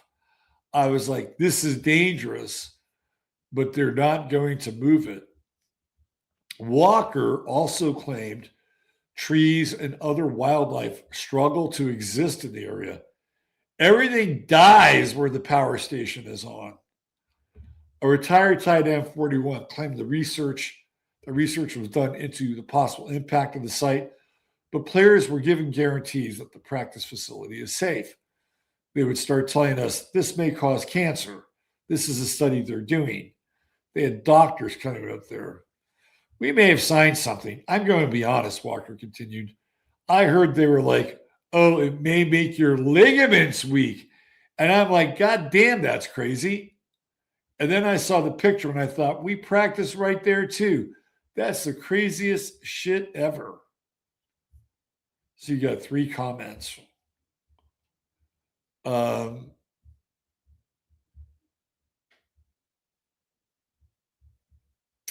live in Santa Clara, 2 miles from Levi's. The last time the Super Bowl was here, it was an absolute mess. I wish teams would just play somewhere else. It's not ideal. Getting in and out of the stadium it's just a fucking boring ass stadium. Look at this. It is the Howard Johnsons of stadiums. It is the Walmart. The guy whose family owns Walmart, Stan Kroenke, has made a better fucking stadium down in LA. SoFi looks like a goddamn vision of the future. And this thing is like some model some kid came up with like plastic. They must have sat down and put plastic straws together. So, yeah, this will work. It looks unfinished, right? It's like the guts are out here. Like put something on the outside. Put something on out here. All the guts are exposed.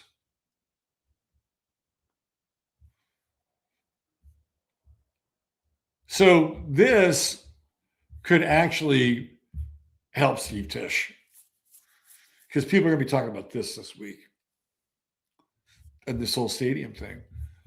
I like Delaney Walker. What's his sign? He was a Delaney Walker. Let's see.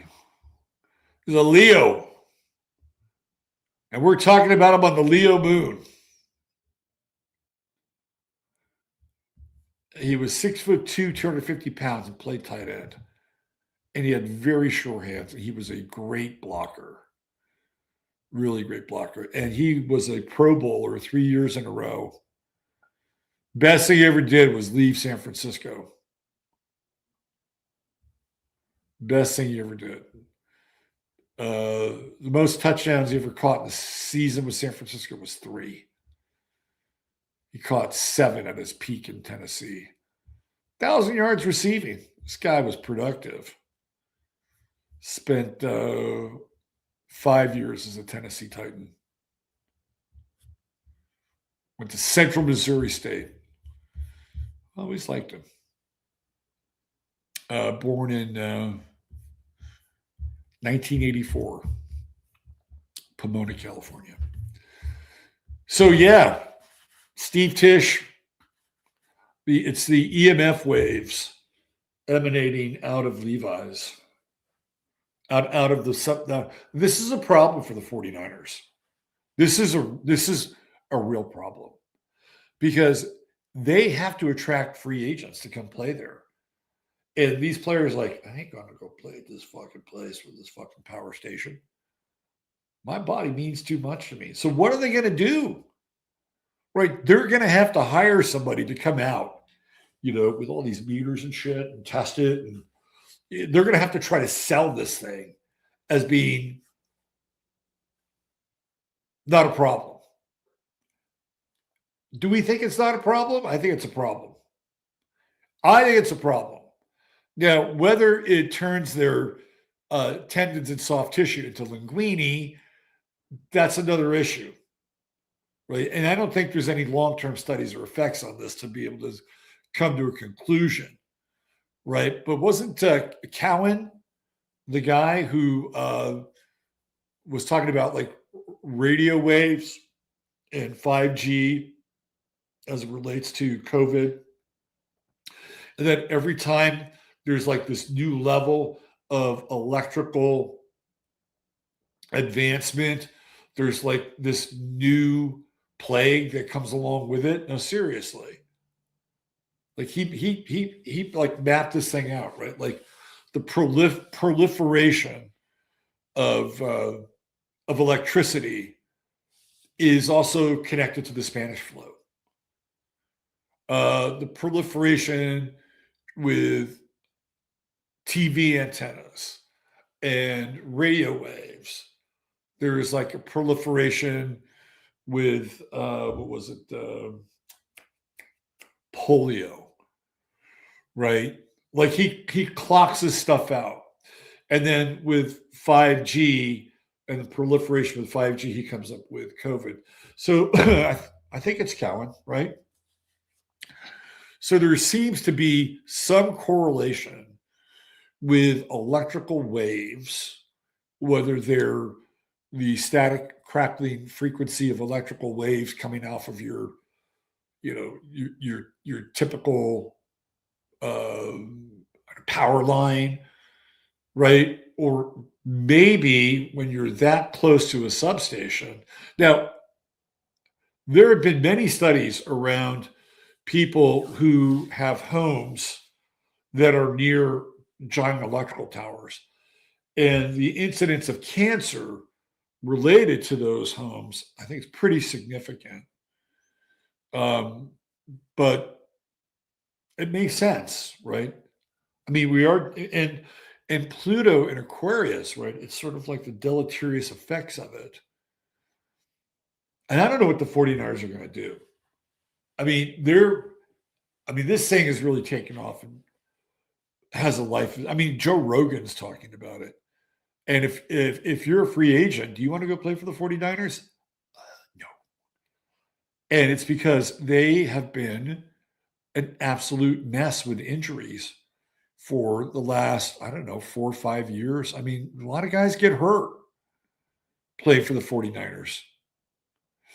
I remember there was this guy named Aldon Smith, who was an absolute beast coming off the edge, and he had an ankle injury, and it curtailed his effectiveness. And you know what? That ankle injury never really healed sufficiently. He was never quite the same player after that ankle injury.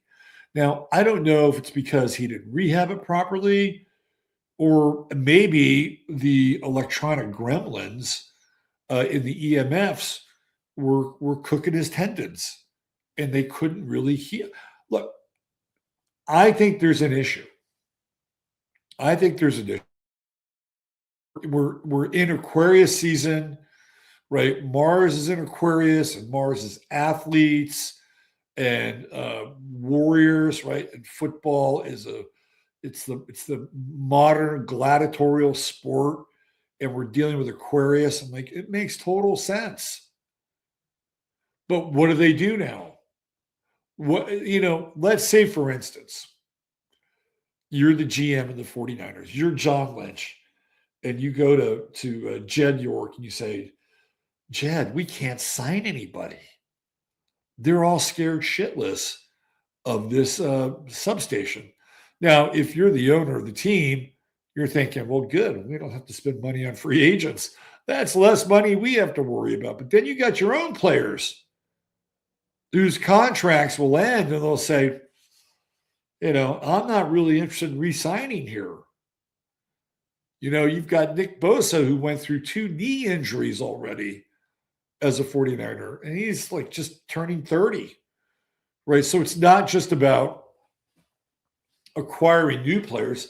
It's about keeping the ones that you already have. So if you're them, what do you do? Do you put a giant EMF curtain? And that might be the right thing to do. Just find a big EMF curtain and put it up between the substation and the field. Now, that substation was built to power the damn stadium. So maybe you can move the practice facility, but where? Where would you move the practice facility to? What happened was, as part of the deal, the 49ers had to donate some soccer fields. They had to buy some land and build some soccer fields.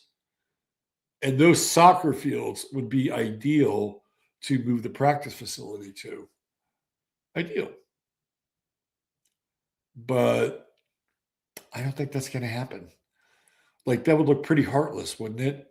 Kicking the kids off their soccer field. Hey, kids, we got a really nice field over by the stadium you could use.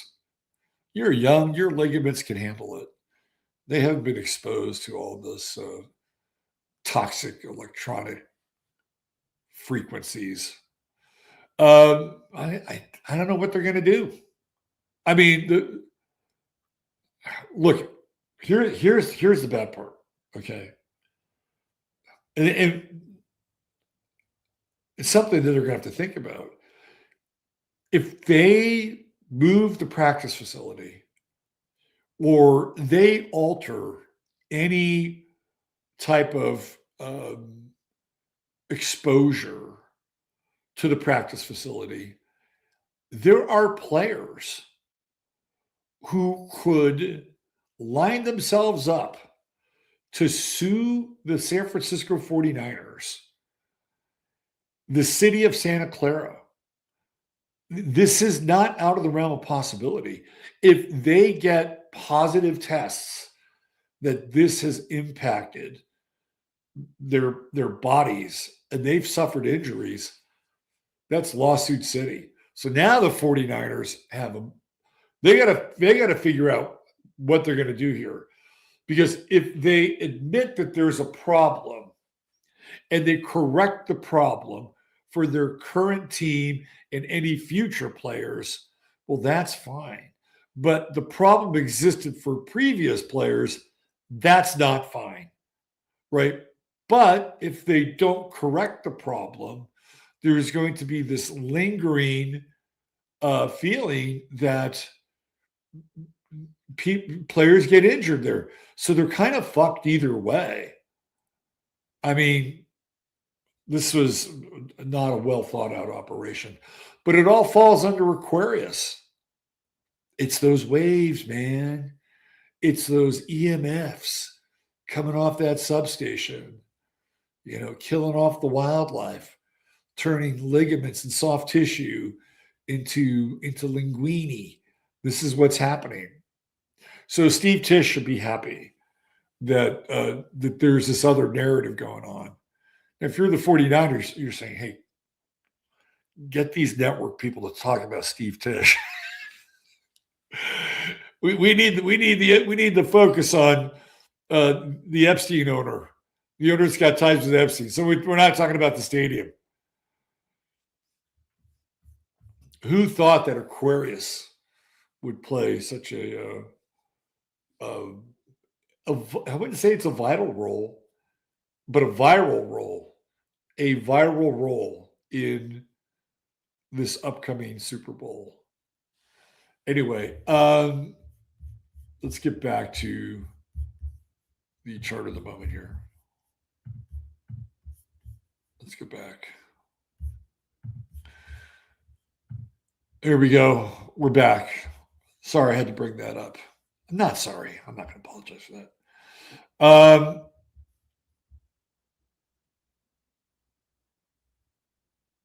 What else can we say about this?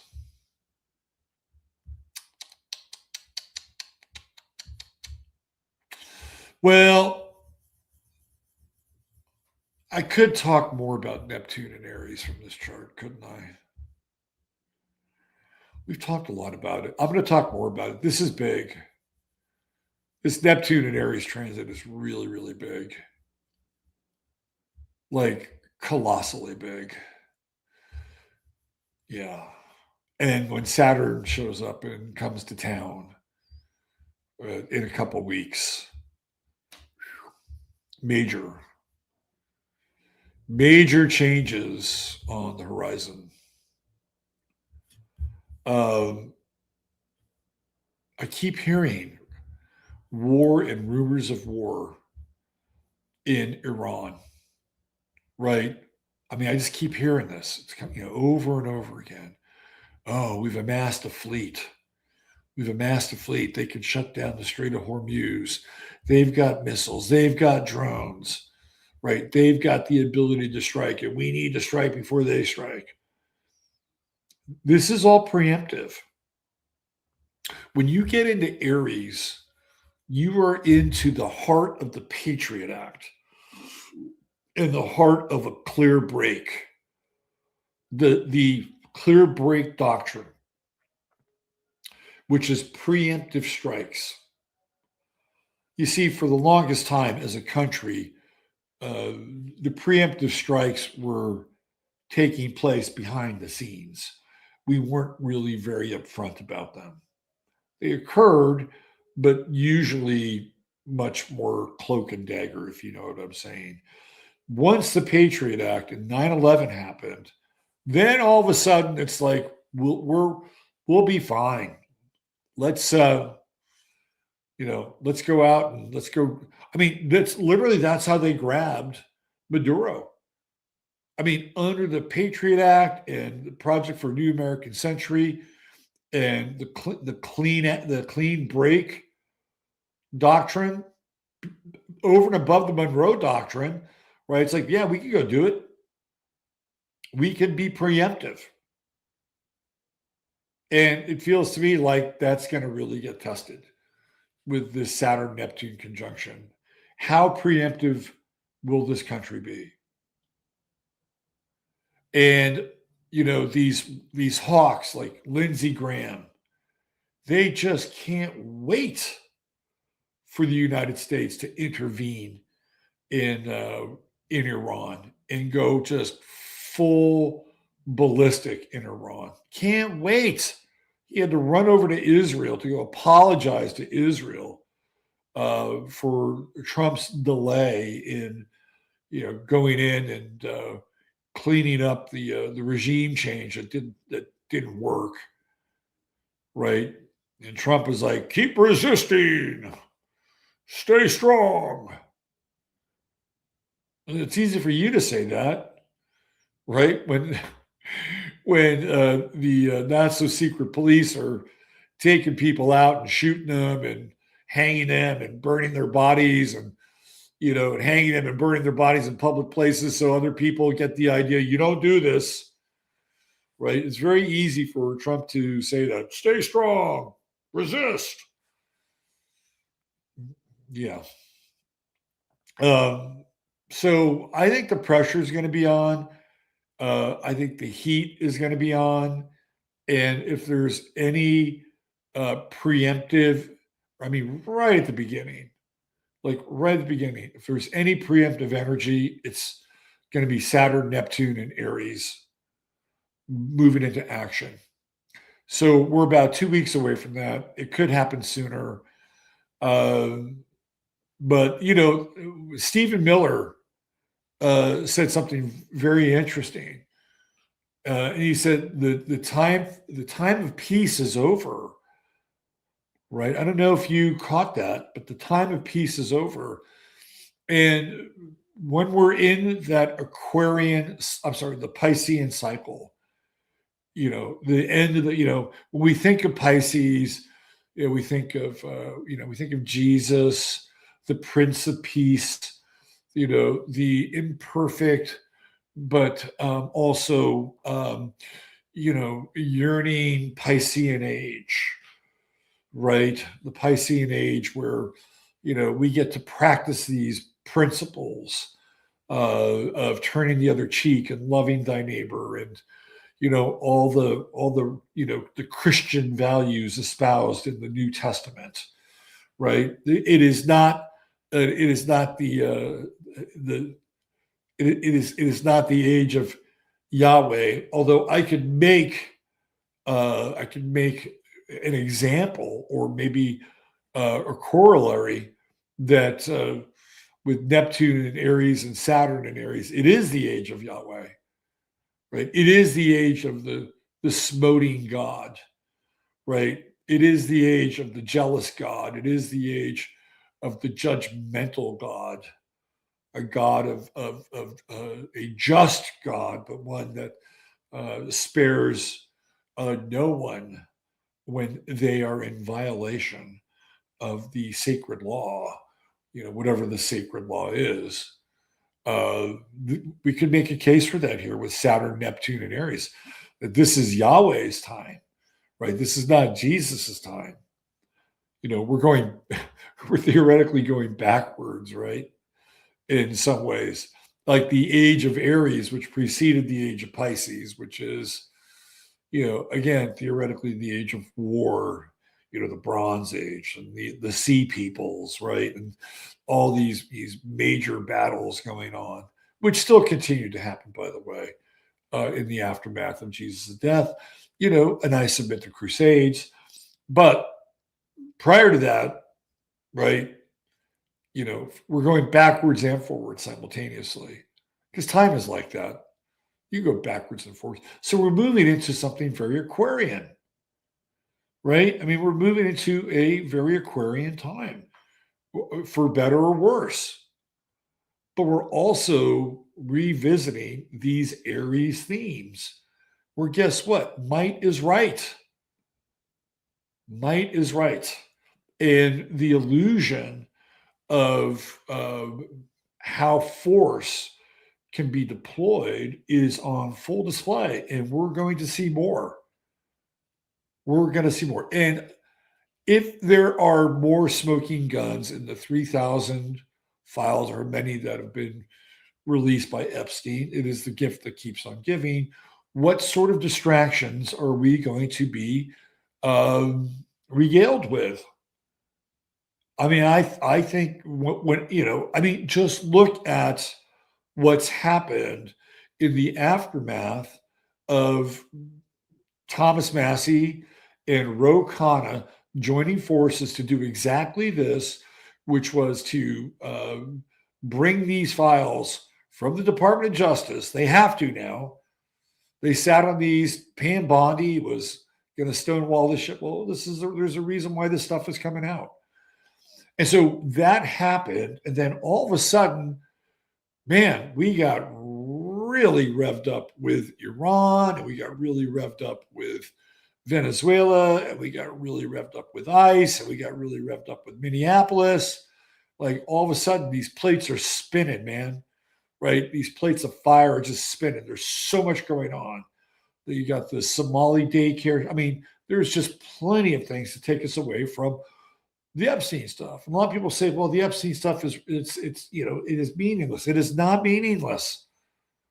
It is not meaningless. It is the root network of the global money moving, massive amounts of money, global money moving, extortion, blackmail, intelligence operation that has been running from the 90s all the way up through the middle part of the 20 teens. And I'll show you exactly when and how that happened. The exact day that Epstein's empire became official. Okay. So this is, I think, and look, for those of you who've been on board for a while, we were talking about this shit back in 2016. 2016, that's when I believe, was it Gawker or Radar? I forget which website it was. They got a copy of Epstein's Black Book. And so we did a whole show. We went through all these names and numbers. Well, they weren't numbers because they were black, but all these names of fairly well-known people that were in Epstein's black book. Now, some of those names crossed over to the flight logs. Some didn't.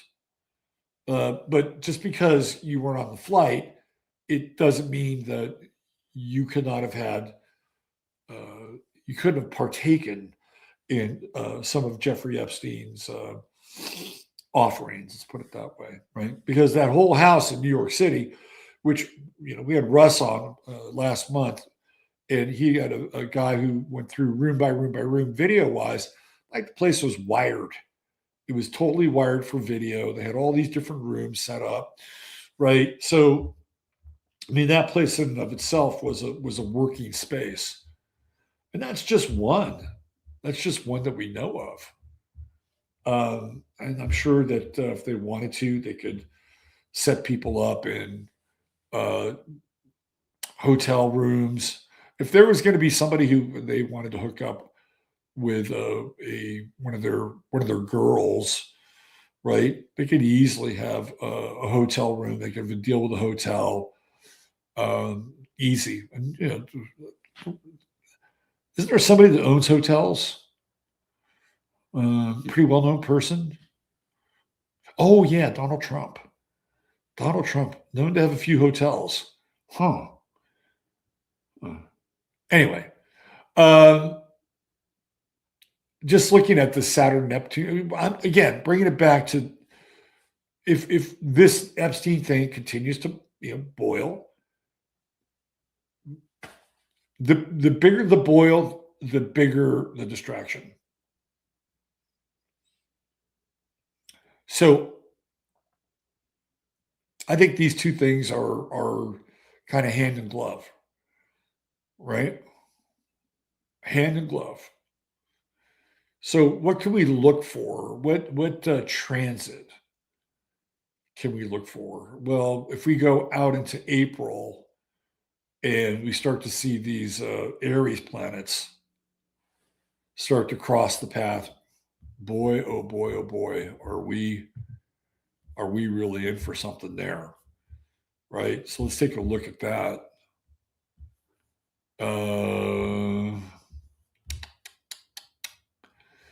So here we go. Let's we're going to invoke or look at the 16th of April. So what do we have? We've got the sun at 26 Aries. We have the moon in Aries, balsamic, then new. We have Mercury in Aries. We have Mars in Aries. So what we really want to look at here, right, is right around there, right around tax day, good old tax day. Mars at 4 degrees Aries, conjuncting Saturn, conjuncting Neptune. Ooh. Let's bring Mercury and go a couple days later. Now we got Mercury. It's right here. It's the same day, right? Mercury, Mars, Saturn, Neptune, Chiron in conjunction with the sun, in conjunction with the moon. This is a hot time. A very, very hot time. And a lot of deception. A lot of deception. The streets of America may be the recipient of that hot time, and I'll show you why.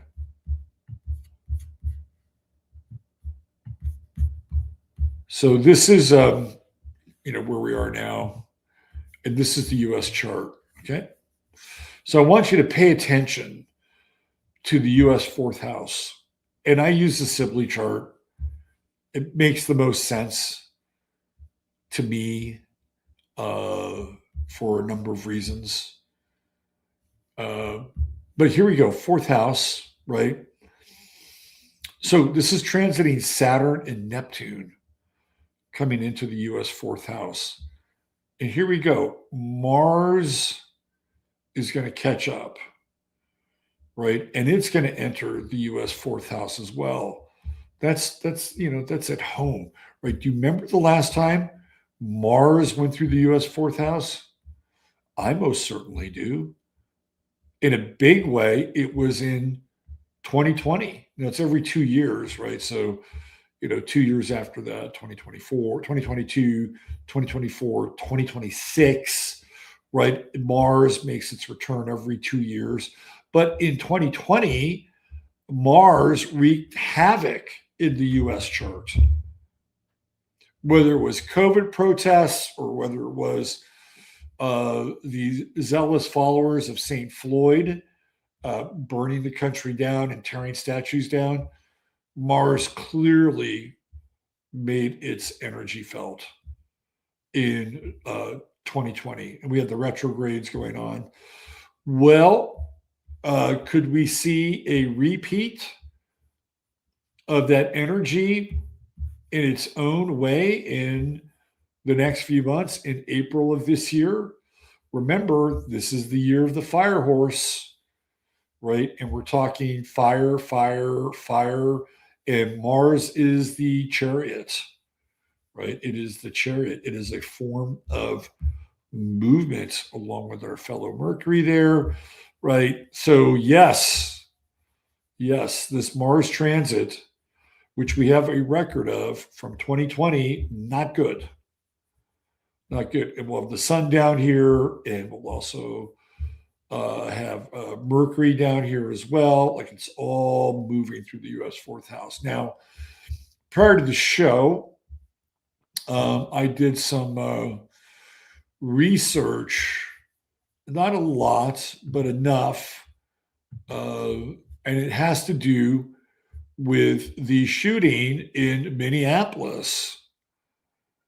And it had to do with Alex Pretty. And there was let me see if I can find, well, I have this here. I can bring this up here, but I want to, I got that. There was a video where Trump was talking about how we need to take guns out of people's hands. And Kash Patel, who is punching way above his weight, said some things about the Second Amendment that a number of people did not take well. So this was originally on PolitiFact. Yes, it's pbs.org. Please don't stone me. But they actually are very fair here in ways that I think are noteworthy. So after the fatal shooting of concealed carry permit holder Alex Pretty, debate over gun rights added a new layer to the federal government's aggressive immigration enforcement activity in Minneapolis. Top Trump administration officials said because Pretty carried a handgun and ammunition, he planned to assassinate law enforcement. The day after Pretty was killed, FBI Director Kash Patel discussed the case on Fox News' Sunday Morning Futures. Patel said you cannot bring a firearm loaded with multiple magazines to any sort of protest that you want. It's that simple. You don't have the right to break the law and incite violence. Where was he breaking the law, and how was he inciting violence? The administration shared an image of a gun and extra ammunition it said Border Patrol agents took from Pretty on January 24th on Nicollet Avenue in South Minneapolis. Trump says you can't walk in with guns. You can't have guns. This is what Trump is saying. Just keep that in mind. Video footage that surfaced in the first 48 hours after the shooting does not show Pretty holding the gun in his hands or pointing at federal agents at any point. Some footage shows agents had disarmed Pretty shortly before he was shot. The administration said the Department of Homeland Security would conduct an internal investigation. We don't know where those go, but its scope was reportedly limited. The shooting of a protester who had carried a concealed carry permit prompted criticism by gun rights advocates who pointed to Second Amendment protections. Every peaceable Minnesotan has the right to keep and bear arms, including while attending protests, acting observers, or exercising their First Amendment rights. The Minnesota Gun Owners Caucus wrote, "These rights do not disappear when someone is lawfully armed, and they must be respected and protected at all times." The FBI declined to comment for this article. Patel sought to clarify his stance in a January 26 interview with Fox News' Sean Hannity, saying, "We are not going after people and infringing on their freedom of speech to peacefully protest. We are definitely not going after people and their Second Amendment right to bear arms. Only if you incite violence or threaten to do harm to law enforcement officials and break the law in any other way." We asked 13 legal experts about Patel's statement. They agreed that Patel was wrong about the Minnesota law, although they cautioned that some states do ban guns at protests. In general, there is no blanket prohibition or long-standing tradition against bringing otherwise lawfully owned and carried firearms to a protest, parade, demonstration, or other public event, said Clark Neely. Do you remember back in the day at these George Floyd protests, right, where all of a sudden you had lawful black gun owners sporting ARs at these protests, right? Nobody said anything or did anything to the to the contrary, because there's that word. No, they didn't. They didn't. They didn't start shooting black gun owners because they were out in force with firearms at protests. They didn't. To the contrary, the default practice tradition is that someone who is lawfully carrying a firearm may bring it to public gatherings, including protests and demonstrations. This is from the Cato Institute, a libertarian institute. It hasn't been unusual to see people carrying guns at protests, such as at a 2020 protest against Michigan's pandemic laws in the state capital, Lansing. They carried guns there. They were within their rights to do that. Experts widely agree that because the state legally permitted Priddy to carry a gun, he was within his rights in Minnesota to do so, including at a protest. Okay. Some social media commentators said Priddy broke the law by not physically carrying his permit or other identification.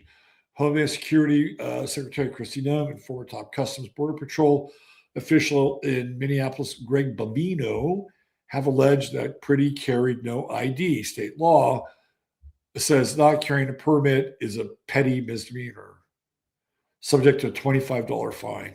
Such a violation does not constitute a crime, state law says. Federal officials said Priddy went beyond observing and was interfering with law enforcement. Well, that could be different. But was he interfering with a gun? A law enforcement activity. Law enforcement experts agree that Priddy would have been legally barred from threatening, interfering with, or lying to officers. As a general matter, peacefully observing a demonstration is different from criminal obstructing law enforcement. Okay. So you can carry a gun. You can. Patel said you cannot bring a firearm with loaded multiple magazines. No, it's that simple. No, it's wrong. You're wrong. You're wrong, Cash. You're totally wrong.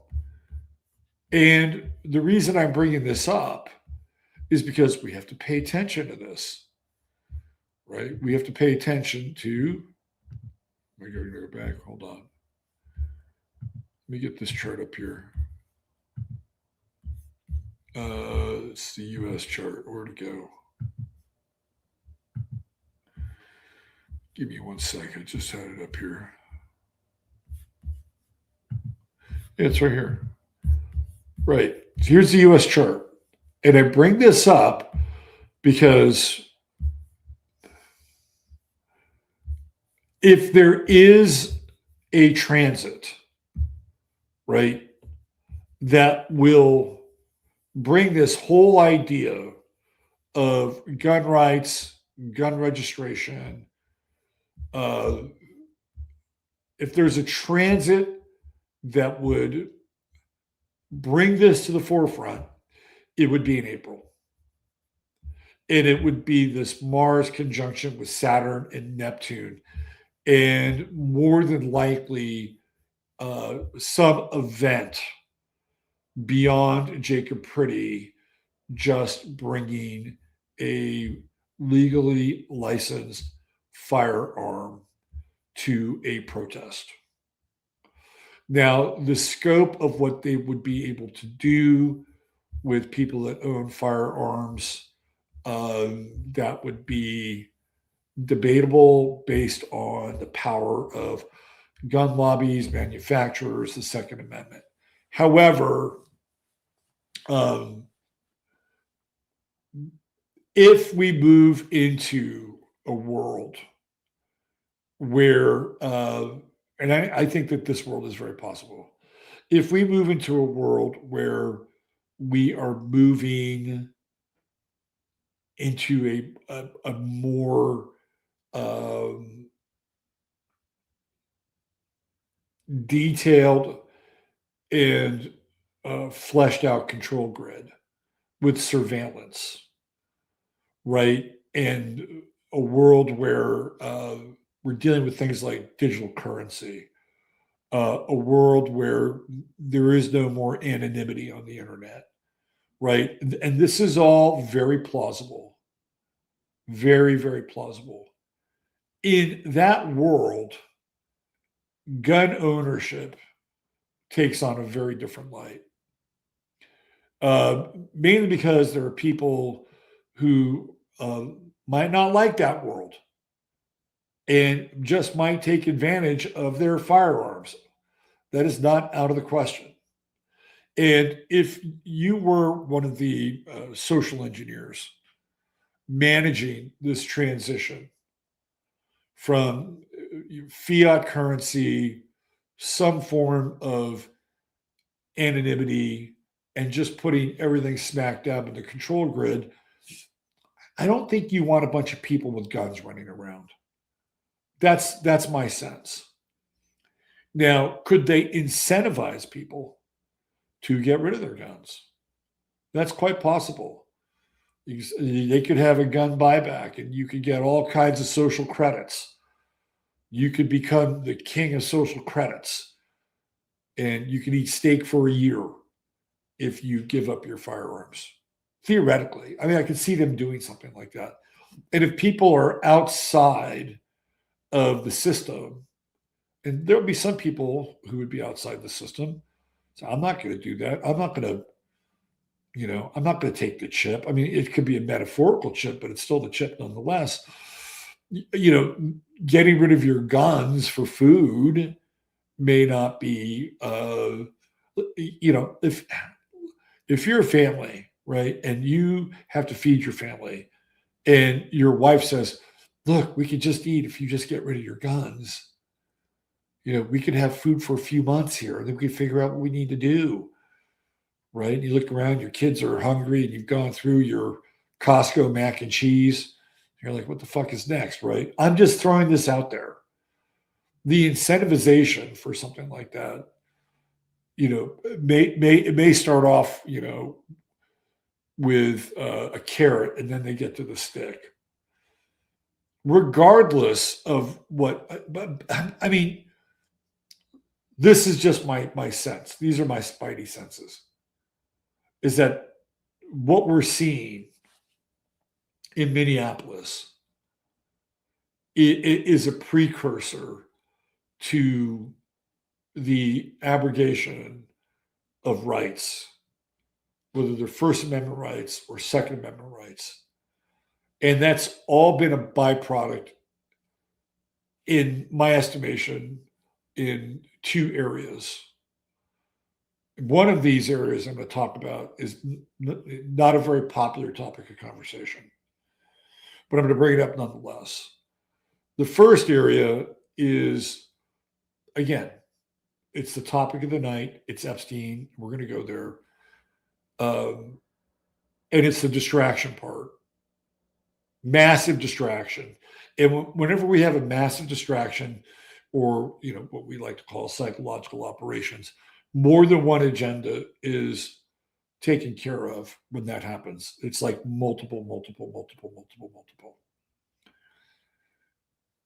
So that's one area, right? It's like, okay, this Epstein thing is not going away. We got to protect the people involved because it's a very deep network, including people like Bill Gates, who, is at the center of, fuckery, especially when it comes to food now and all his land deals anyway.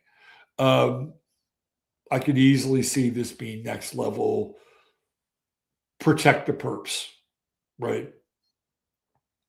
Now, the other area where I could see this as being really problematic is that the ADL has come out swinging against anti-Semitism and people who criticize Israel or are spewing quote unquote Jewish hate, right? Like this has been a huge program for the ADL, and they're beefing everything up, right? Beefing everything up. If you are a follower or watcher of Jimmy Dore or even this program, I've talked about how ICE has been infiltrated by members of the IDF. There apparently are about 125 members of the IDF in ICE. ICE is being trained by the IDF. ICE actually has an office in Tel Aviv. So now we have this crossover, right, with Israel, IDF, Palestinian tactics that are being taught, used, disseminated amongst the masses, right? And what would be the most advantageous, or what would be the biggest advantage if you were that group or those groups that you could have over Americans that really don't want to make some other country first, but want to make America first? It would be the removal of firearms. I'm just saying, right? So we have to keep an eye on this, right? And we have to keep an eye on these transits going from basically here to America's fourth house. And really, it's like the war at home, So anyway, I've talked a great deal about Neptune and Aries, Saturn and Aries, prior war periods, 1968, one of the most violent times in the 20th century, the Tet Offensive, the Summer of Hate. You had the Democratic National Convention. You had the anarchic riots in Paris. I mean, bloody time, 1968. Really bloody time. We've gone back further. We went back into World War II, right? In the 90s, we had, the Balkans and Kosovo and the first bombing of the World Trade Center with Ramzi Yousef. We had the first kind of Patriot. It wasn't the Patriot Act, but it was the Anti-Terror Act coming out of the bombing of the Olympics and Richard Jewell. And a lot of this was happening during that time, right? So we can see that there's been plenty of historical evidence astrologically that anytime Saturn in Aries comes up, it is a very aggressive time. And it's aggressive because the powers that be like to crack heads with Saturn and Aries. It happens, right? And Neptune is the deception. Neptune is that, this is happening because it's for the greater good, right? And you'll get that with the Pluto-Neptune sextile. You get a lot of greater good language, and you'll even get it from like conservatives.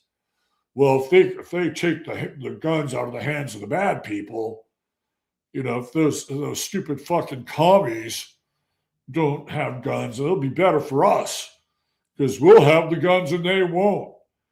Right? They'll actually tell themselves this. Like, we're the law-abiding citizens. We're the ones that get training. We're the ones that donate to the NRA every year. You think they're going to stop there? No. It's like, yeah. Once they chisel away a little bit at a time, right? And then it's like, you can't really justify it. So just keep your eyes, right? This is all going to be in April. April is the month to watch, especially here in this country. Okay, let's talk about the Epstein stuff. I don't want to lose you guys. It's getting a little bit late. So let's get into Epstein. Let me bring this up here. So we're talking about the 90's, right? We're talking about the 90's. And the 90's are a crazy fucking time. Pluto is in Scorpio, and like drugs are a really big thing. Really big thing in the 90's. Of course, America and most of the world have been snowblind since the 80's, right? And, crack is starting to make its entrance into the world in the 80's, right? But by the time the 90's roll around, crack is not just a ghetto drug or an inner city drug.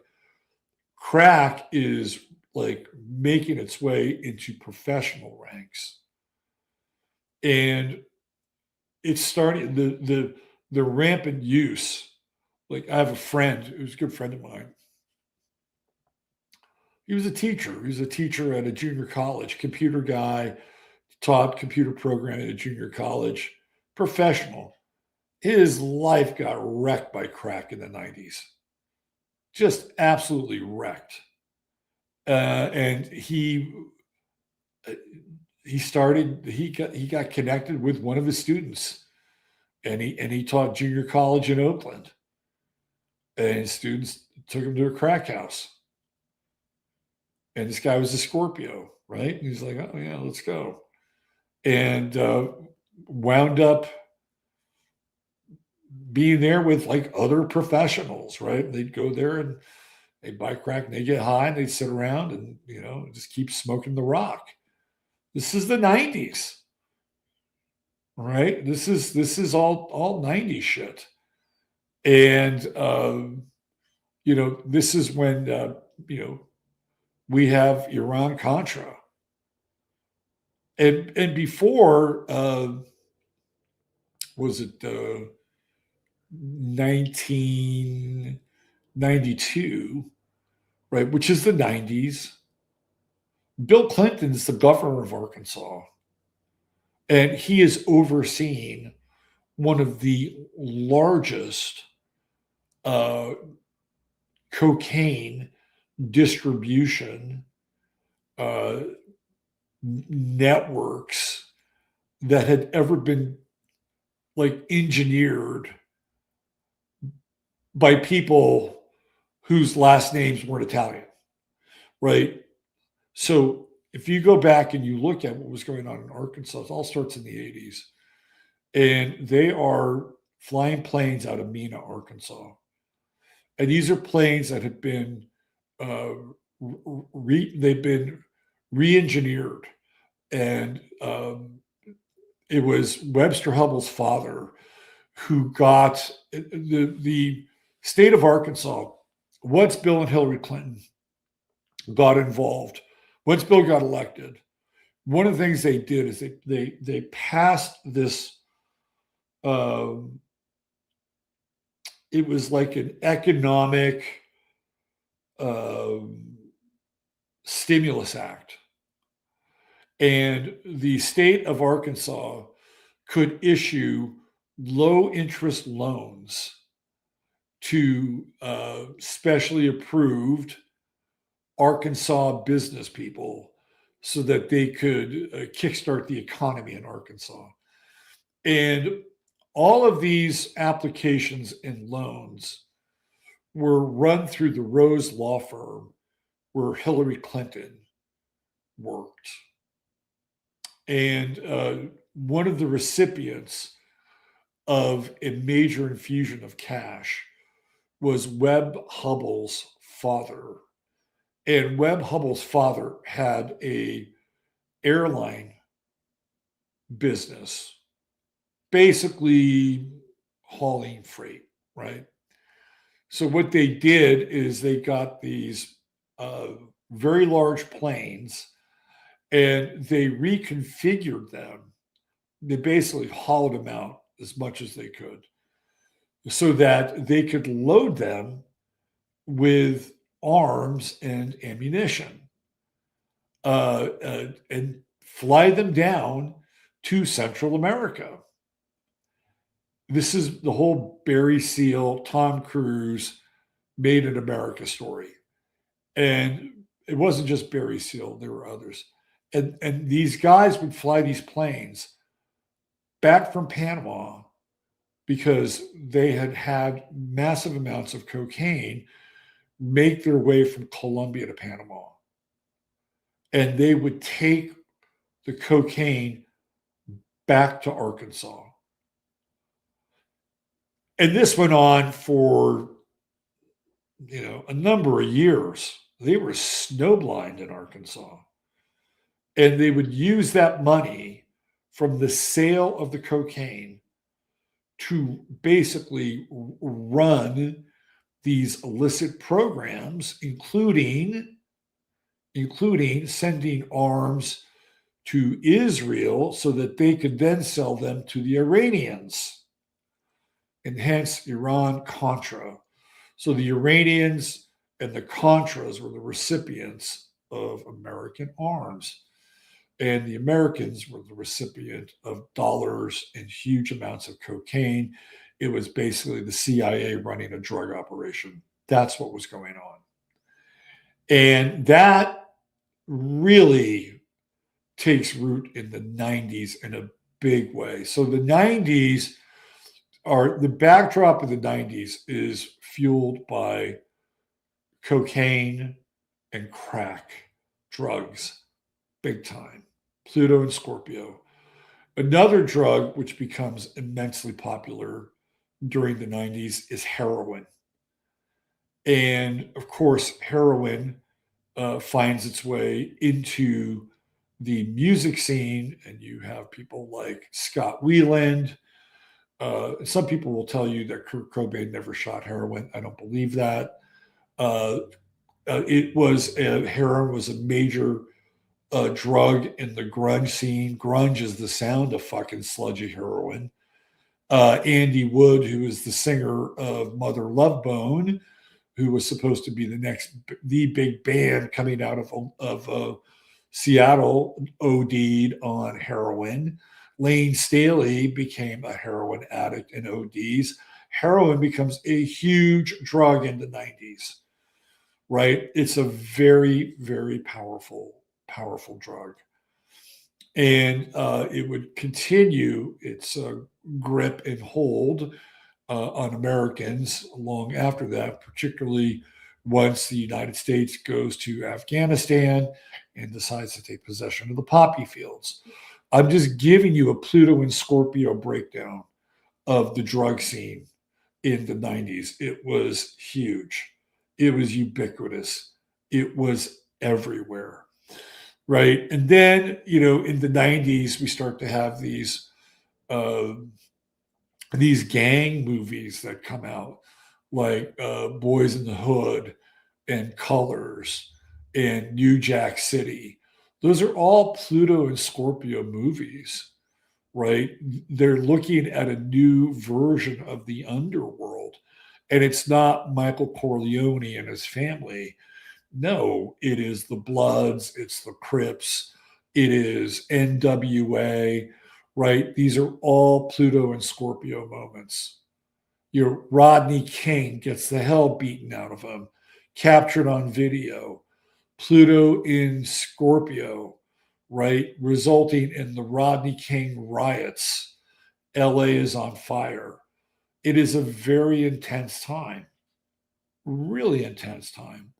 If we look at it from, like the porn world, porn really starts to take off. Pluto and Scorpio, and it's the internet, right? It is the first stages of the internet, which are going to fire like porn, ultimately, becoming Pornhub or OnlyFans. It's all Pluto and Scorpio are sex scandals. You've got the Clinton sex scandal. You got the Heidi Fleiss sex scandal. Sex, sex, sex, sex, sex. Pluto and Scorpio. And who's in the mix of all of this? It is Jeffrey freaking Epstein. Jeffrey Epstein, right? Now, we don't often think of Jeffrey Epstein in terms of drugs, but the dude is laundering money, and he's laundering other people's money, right? Huge. So Jeffrey Epstein is a man of his time in the 90s. He's a total man of his time. He is a fixer. He's a financial fixer. He is a female fixer. He is a fixer, and he has the fattest Rolodex, right? He's doing email exchanges with Steve Tisch, Larry, what's his name? Larry Summers from Harvard. These are really high-level fucking people. These are big producers, heads of departments at Ivy League colleges, and we're just scratching the surface here.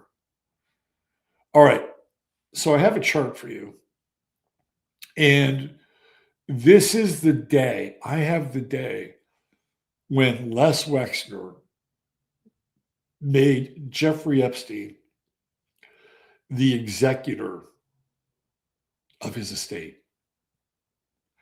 Jeffrey Epstein had power of attorney to do anything in Les Wexner's name.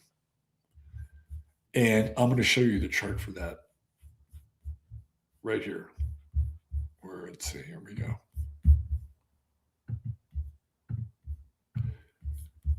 Now, when you see this, you're going to say to yourself, this is some fucking astrology.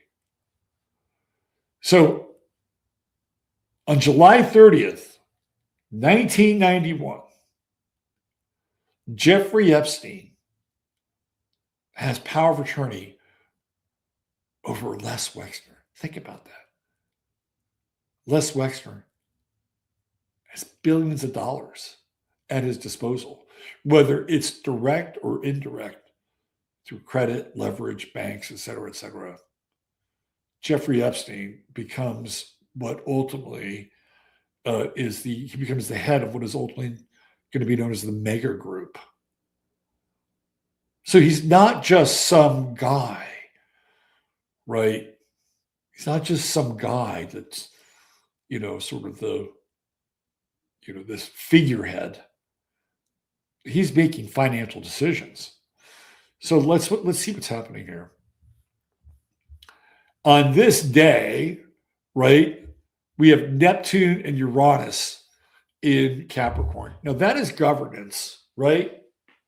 That, to me, when you get into Neptune and Capricorn, like, you are in this kind of slippery, slopery area, right? Drugs, scandal, like Neptune and Capricorn is a fertile ground for this to start taking place, right? And then you got your Uranus there also in Capricorn. Now, in the meantime, the 90s, the money's going out. It is going out, right? Like, this is if you're looking at like first, second, third, fourth turning, this is the end of the third turning. The third turning is like It really starts around Reagan. And this is when Greed is Good comes in. You get Ivan Boesky, you get Michael Milken, you get the SNL scandals, right? This is all bad stuff. They're starting, it's like, okay, we are now going to be a swarm of locusts, and we're going to come in and we're going to just take everything, right? It's the beginning. The 80s it's happening in the 90s too. Right, money's moving offshore. Epstein creates a major account in Virgin Islands that saves him 90% on taxes, also allows him to run all of these transactions privately and anonymously. And they're massive. Jeffrey Epstein becomes a massive money mover, right? So that is Jeffrey Epstein's ascendant right there. He's a Capricorn ascendant. And on the day that he signs for power of attorney for Les Wexner, he's got Uranus, Neptune, and the true node and Juno all conjunct his ascendant and his Mercury. Right? Like that is a lot of juice on this one day. A lot of juice. And especially this true node conjunction with Jeffrey Epstein's Mercury. One of the things Jeffrey Epstein did, how he made his name and money initially, was that if somebody had, let's say you had a shit ton of money, and let's say your father had a shit ton of money, and he died, and then the state would hold up the money or take the money. Jeffrey Epstein, he specialized in asset retrieval. Like that's where he started to cut his teeth. So if there was money that could be like found and returned to a person, Jeffrey Epstein, that's what he did. That's how he kind of made his name. And he met rich clientele as a result of this. And to me, that's this Mercury Chiron conjunction. Right on his ascendant, by the way, in his chart. And I feel like he was able to use his brain, right? He was able to use his brain in a very Capricornian kind of way. And Jeffrey Epstein has Jupiter and Taurus. This guy's going to make dough, right? And he's got Mercury and Chiron trining Jupiter. So I think he was very good at putting people at ease. Like he could talk to somebody with that Mercury Chiron conjunction on his ascendant and really feel like he was caring for you, that you were listened to, that you were heard. I'm telling you right now, he had that ability, and he could size people up very quickly, and he would know where their strengths and weaknesses were. And I think he could also use that Mercury Chiron to navigate through the highways and byways of high finance, which is very Capricornian. Let's keep going here. Saturn, just 3 degrees off of his sun that day. Look at that. His sun's at 0 Aquarius. Saturn's at 3. He's got a Saturn freaking sun conjunction the day that Les Wexner says, here you go. Power of attorney, Jeff. You got it. Do whatever you need. Are you kidding me? Saturn sun conjunction in his first house in Aquarius as well, right?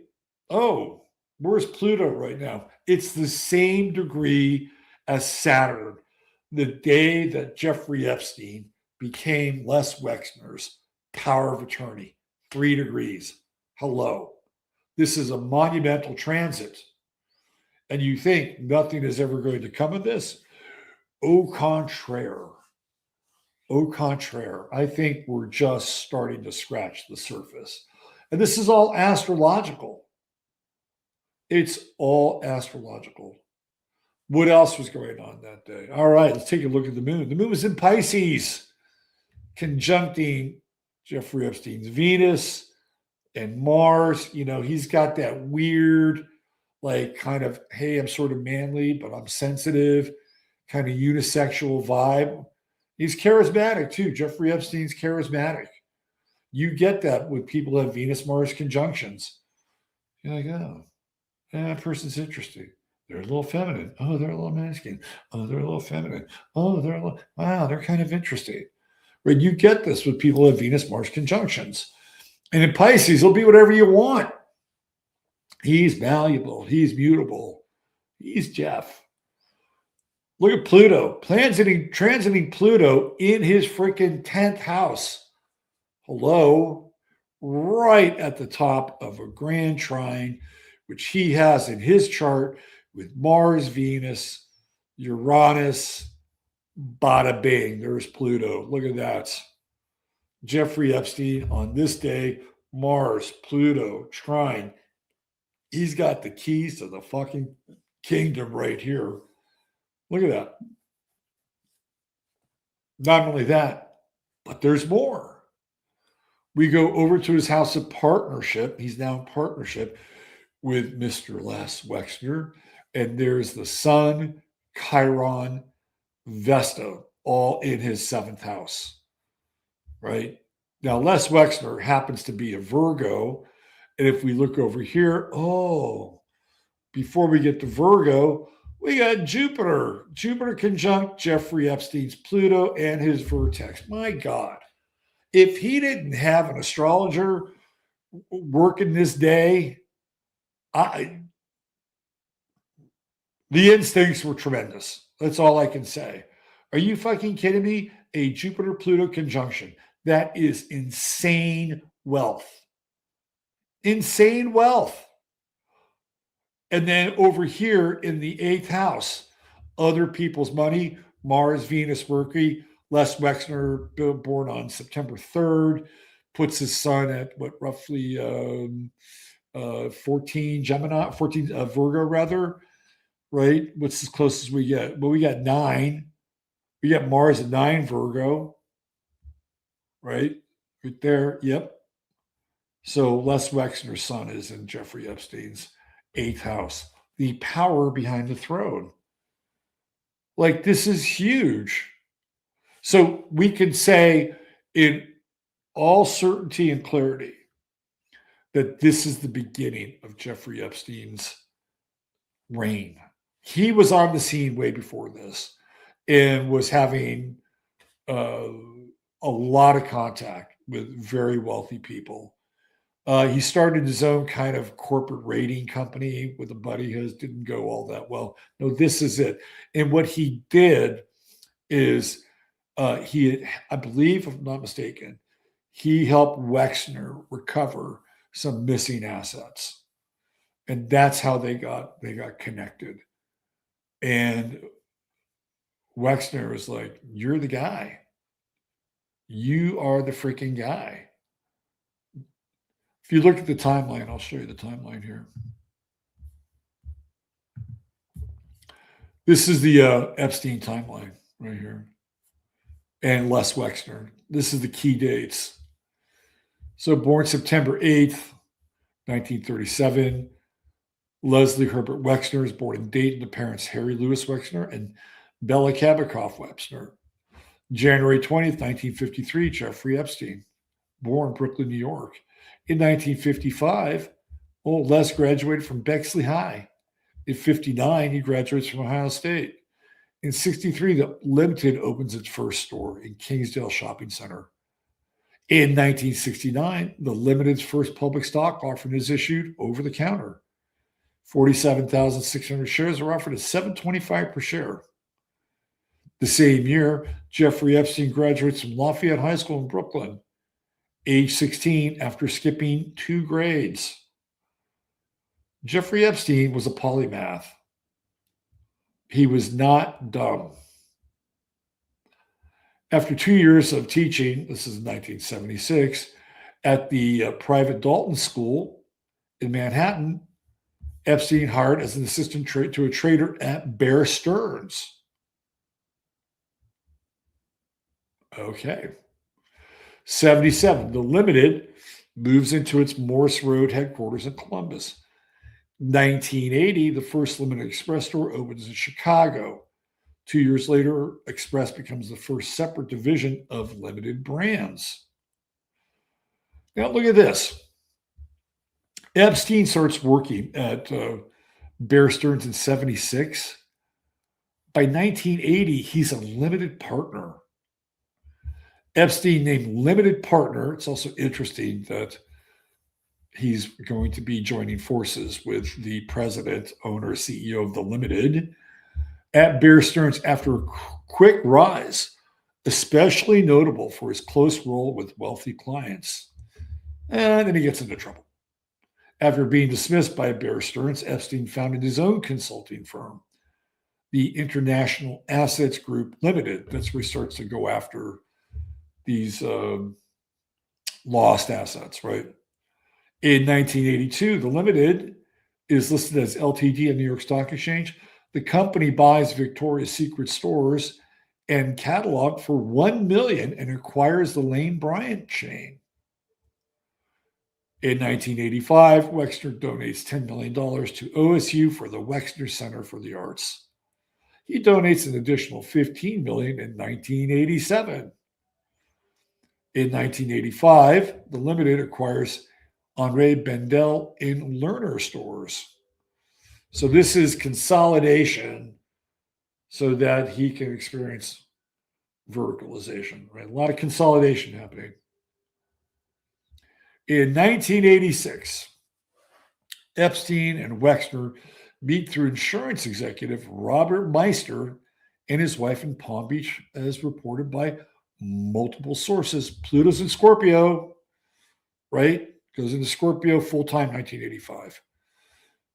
A year later, Epstein becomes Wexner's financial advisor. Bloomberg and others have reported. So a year later, he becomes his financial advisor. 1988, Epstein forms J. Esptein and Company, designed to manage assets of very wealthy clients, including Wexner.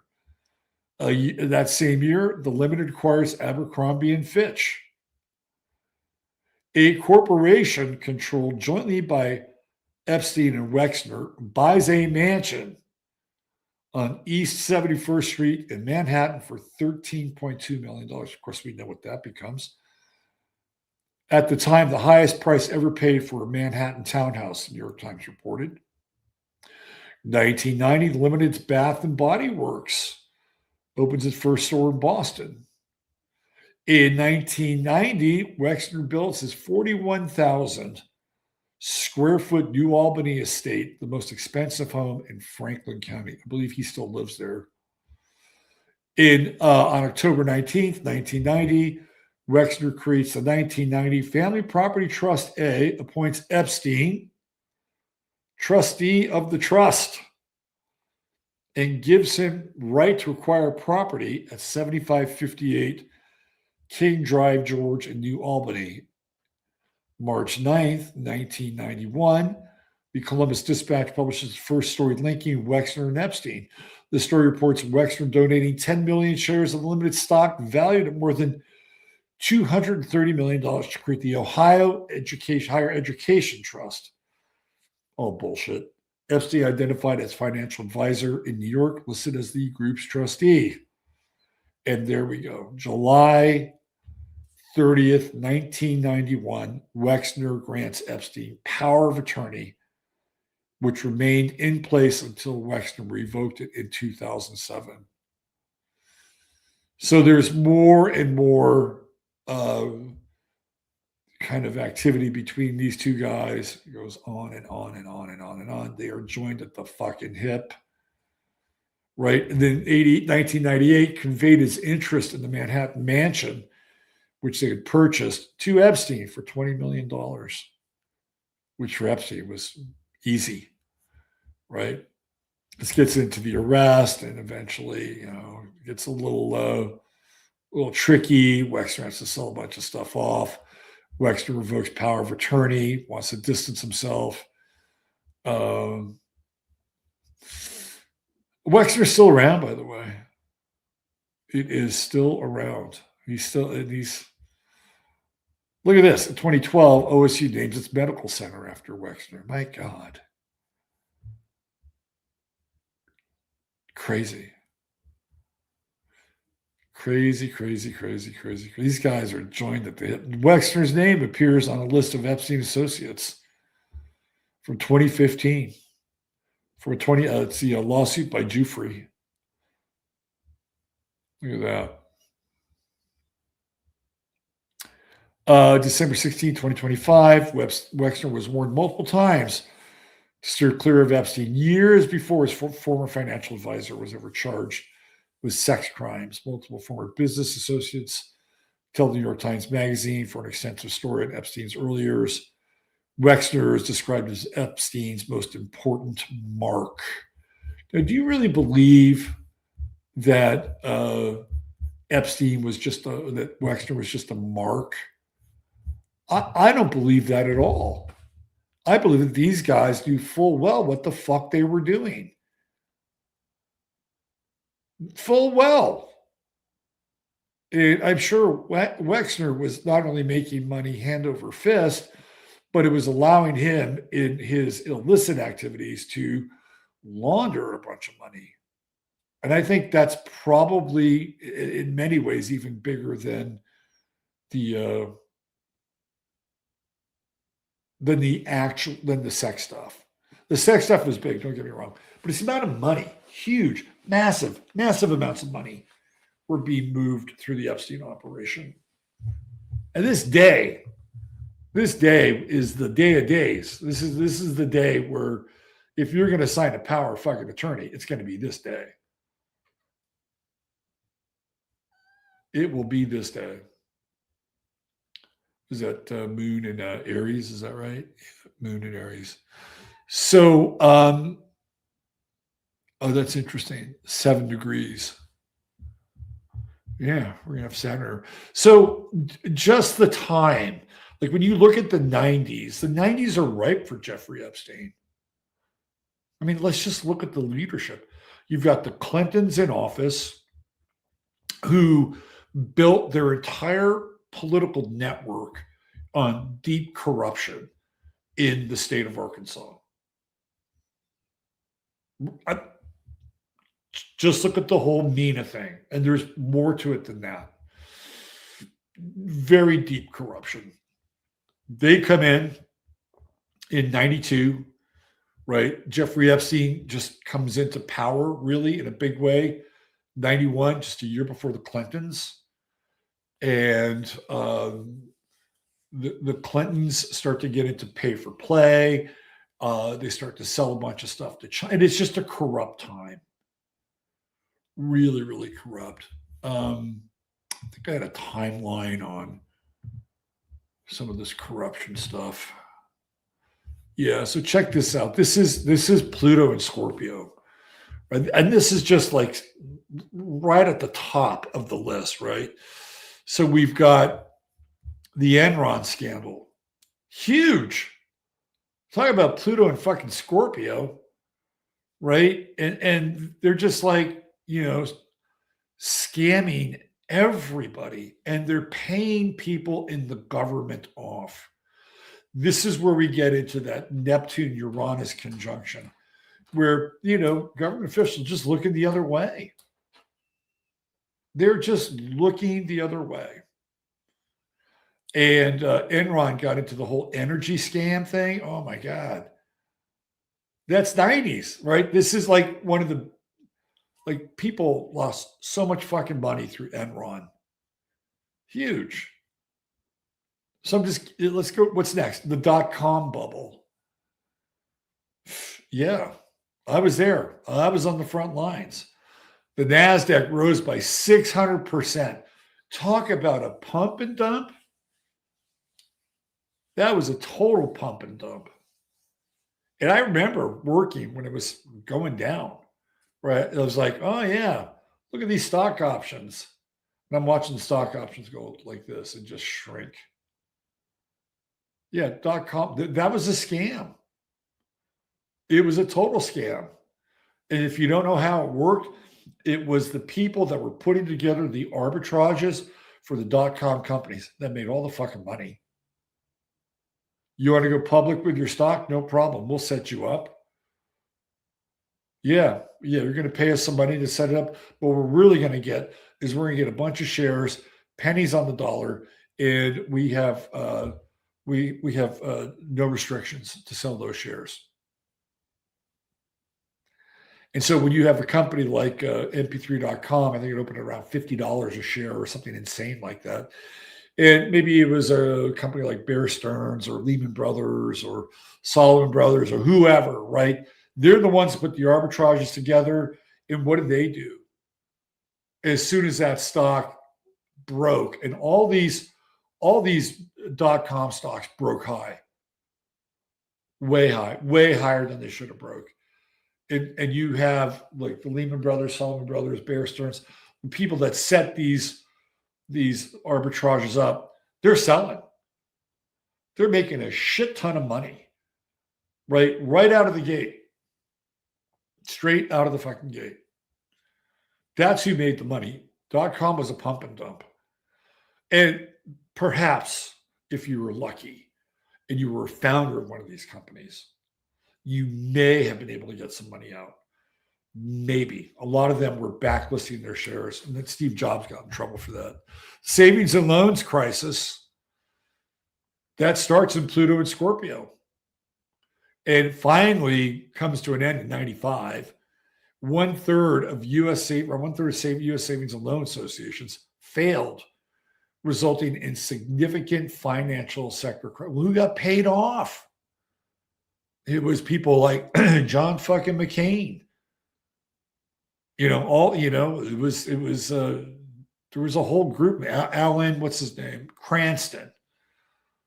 You had all these guys that were passing. Basically, what they did is they passed a law that allowed savings and loans to take people's money and invest their money into fill in the blank, right? It's like, oh yeah, we can offer you 6% on your money.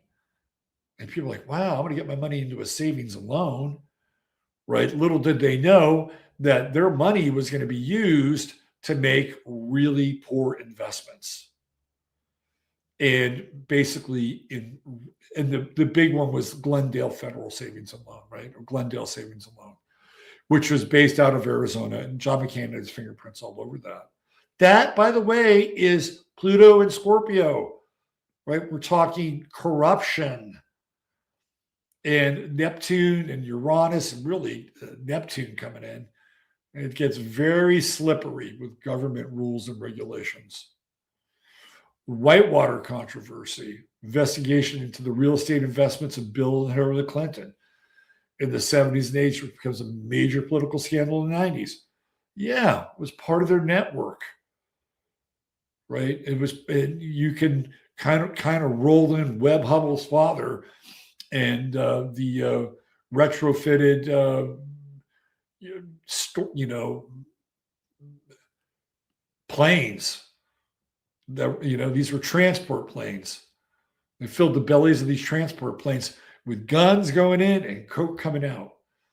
The 1996 finance campaign scandal was a controversy surrounding the fundraise for Bill Clinton's reelection. The Health South stock scandal, it's another one. And by the way, this period here, remember this now, this period where Clinton, gets elected in 92, right, and reelected in 96. Well, it's going to eventually hit the Glass-Steagall stuff, right, which is going to be the housing bubble. It all starts with Clinton. And the Enron thing was massive. So I'm just giving you, right, so that's going on in the 90s. All this financial stuff. It is the rape, pillage, and plunder. And you have the Bushes who started, and the Clintons who come in, and they just massage everything and soften everything, right? So that there's a lot of wiggle room financially. And you get China getting most favored nation trading status and fucking a lot of other people over. It's the rise of Walmart, right? This is where America really starts to take a big bite out of the apple. And Epstein is there. That is the background. That is the financial background of what's going on in the 90s. It is, Scorpio's other people's money, right? And Pluto in Scorpio is the underworld. It is the dark underbelly under which those transactions are made. And this is the prime time for Jeffrey Epstein. Pluto's, and I showed you the chart. That day that he signed that agreement with Les Wexner, Pluto was in his 12th house. And he had a grand trine with Pluto and the moon and Uranus in his chart. And that was the template for Jeffrey Epstein's rise to power. And let's face it, this guy was a very powerful dude. Very powerful. And he was very accommodating. That was part of his power. I think he was very accommodating, very charismatic, knew how to throw a good party, surrounded himself with all these young women, thanks to Ghislaine and others who procured them. And that's just one side of it. But you get into the government side and the corporate side, and you find that all these people now are compromised, including Bill Clinton, including Bill Gates. And one of his buddies during that time was Donald Trump, who was having his own struggles in the 90s. Donald Trump was going through financial issues because he left his eye off the ball. He had to take money from the Rothschilds. He did. And he had to take money from George Soros. He took money from the Rothschilds through Wilbur, what's his name? Wilbur Mills? Is that guy's name? The guy who was his Secretary of the Treasury. He got that position because he bailed Trump out. Trump was in deep financial trouble. And what did he do?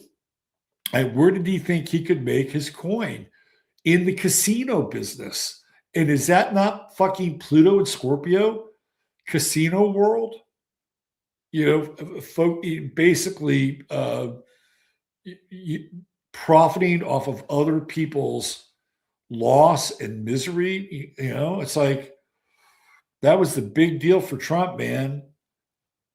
The Trump casino in Atlantic City, where they would have fights and Mike Tyson would show up and turning Atlantic City into this, playground, Vegas East, which never became. And Pluto and Scorpio, one of the downfalls of Trump. If you go into Trump's chart and you track Uranus and Neptune, what is it doing? It's opposing, right, all of his Cancerian planets in his 11th house. So you're going to have Neptune and Uranus going through his 5th house, right? Play, pleasure, pastimes. Not the best transit for Don.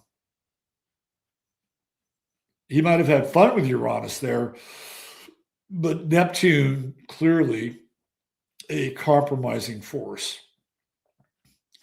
as it went through and opposed his Mercury, his Venus, and his Saturn.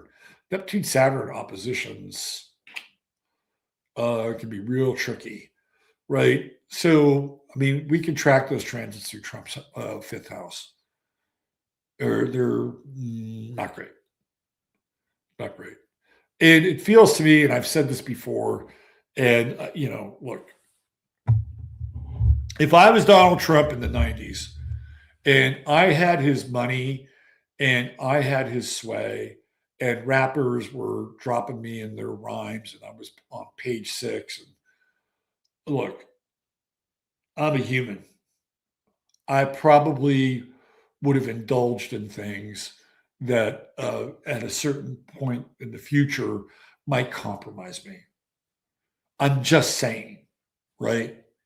And there's, more things that are starting to come out, and it's going to be very difficult for, and look, people will defend Trump and people will say this is a big nothing burger. I think it's a something burger. My feeling about Trump, you could agree with me or disagree with me, is that I don't think he had any problem sleeping with 14, 15-year-old girls, of which there were a number through Jeffrey Epstein's circle. And if you look at the time, right, if you look at the time, it was not uncommon. Trump was looking at, Mick Jagger, who is living in New York most of the time because he doesn't want to pay onerous English taxes. And Trump knows a little bit about Mick Jagger and the Rolling Stones and Led Zeppelin and, their times with teens and teen groupies and shit like that.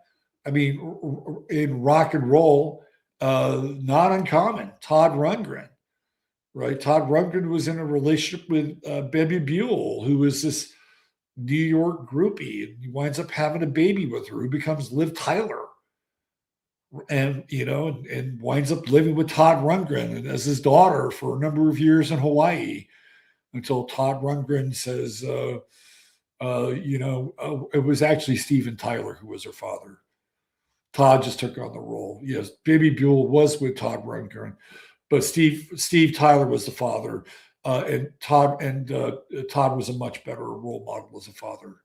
That was going on, but Todd was still, schlepping Baby Buell, and so was Steven Tyler. I mean, this was in the air, like really powerful, rock stars, movies. They were banging young chicks, and society kind of like turned the other way. They looked the other way. It wasn't the same as it is now.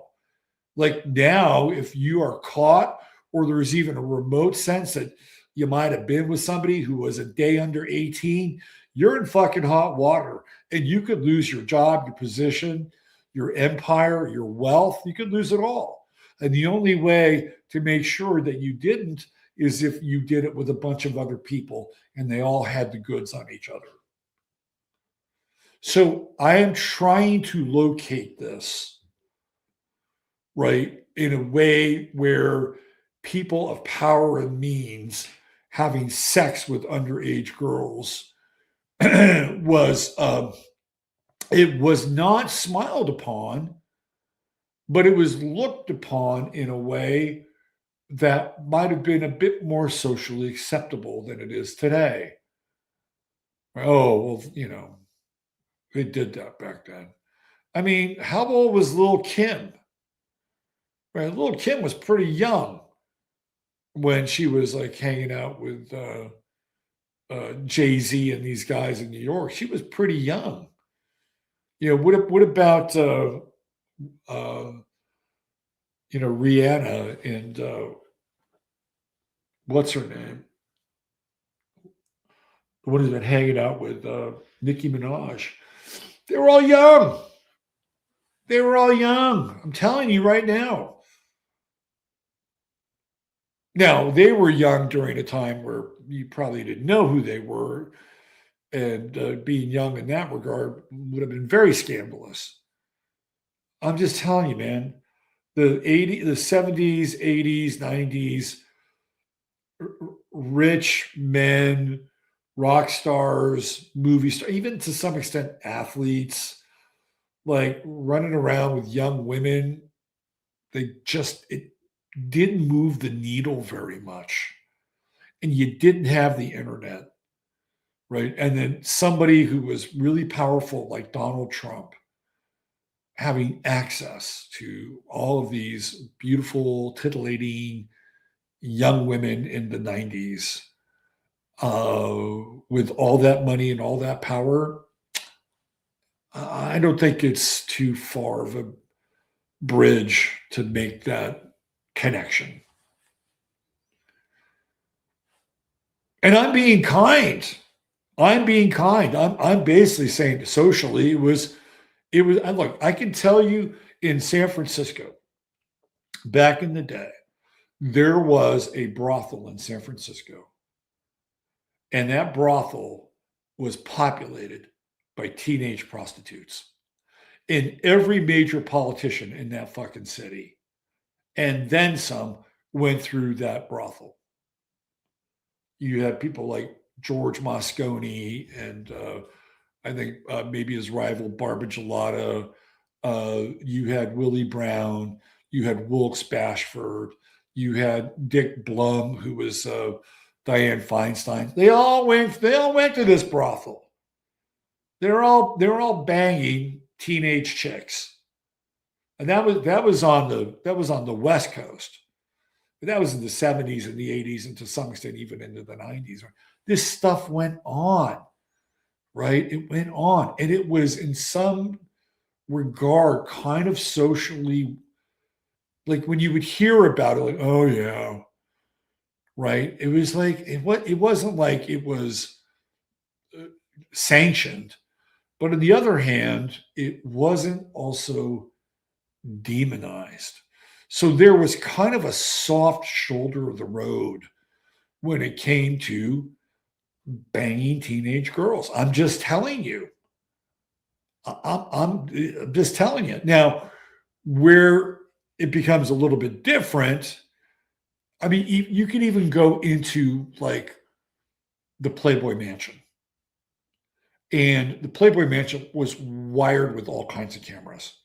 And you don't think that there was some kind of extortion racket going on in the Playboy Mansion? I guarantee you there was. Totally. Right? Now, was it to the same extent what was going on with Epstein? No. I'm laying the groundwork for everything that we're talking about. The difference between Epstein and everything else that I'm talking about is the fact that Epstein was a Mossad agent. And he even came out and said that, right? And what was his connection to the Mossad? It was through Robert Maxwell, who he met Ghislaine through. He met Robert Maxwell before he met Ghislaine. And so Jeffrey Epstein was a Mossad agent. And so this was a little bit different than a brothel in San Francisco or the Hyatt in LA with Jimmy Page or Bill Wyman or whomever banging that 14-year-old girl or 15-year-old. This is a little bit different because now we have an intelligence agency and perhaps more than one that is part of this network. And it becomes very, very thick and entangled. And I think probably the greatest scandal in American history and probably the greatest scandal in modern political history in the U.S. I mean, it reached all the way to the crown, for crying out loud. You had Prince Andrew, who kind of got excommunicated because of all this. And people are sitting around like the last few, this is a nothing burger. Really? You don't get kicked out of the crown by being a part of a nothing burger. So the 90s, I'm just trying to get back. I'm just trying to put it all into context. The Petri dish was ripe, right? The culture was fertile for somebody like Jeffrey Epstein to proliferate, because astrologically it was the time. And you can tell there's a bit of a shift because by the time the 2000s roll around, right, like Pluto and Scorpio's gone. We're into Pluto and Sag. It's a bit of a different energy. And by the time we get into the mid 2000s, Jeffrey Epstein's kind of on ice. Les Wexner's backing out. Like the sweet spot for everything is really that period from 91 to about 2001, 2002, 10 years. And the 90s, and including the rise of tech, by the way, which plays a role with Jeffrey Epstein. And the whole thing was at Sirocco, New Mexico, where he has the ranch, right? That's a tech thing, right? And the rise of tech plays a role in it. And you have the tech bros sort of coming into the whole Epstein world as well. Gates, of course, is a tech bro.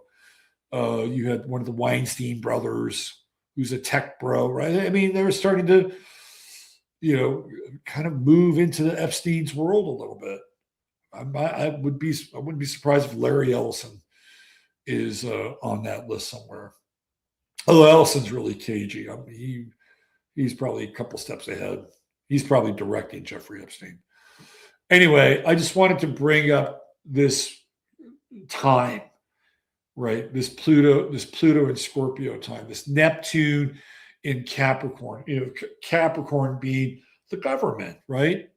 The government and hierarchies and corporations, and Neptune just kind of, being really illusory and dissolved, and, lots of deception and lies. I mean, look at fucking Enron happening during Neptune. Oh, yeah, we're just going to keep rolling shit out. Right. Yeah, we're doing this next, and we're doing this next, and they're inflating their stock price. And it's bad, right? It is bad. And the people that are working for Enron know it's bad. But they can't say anything because they got all these stock options, and their retirement is tied into Enron. It's like, what do we do? Right? It's a bad time. And what happened is that if you look at the economy during the 90s, the economy is pretty good, right? The economy is pretty good during the 90s. It wasn't like the, Bush 1, where we're going through a really bad recession. Like the economy's in the 90s, the economy, it picks up.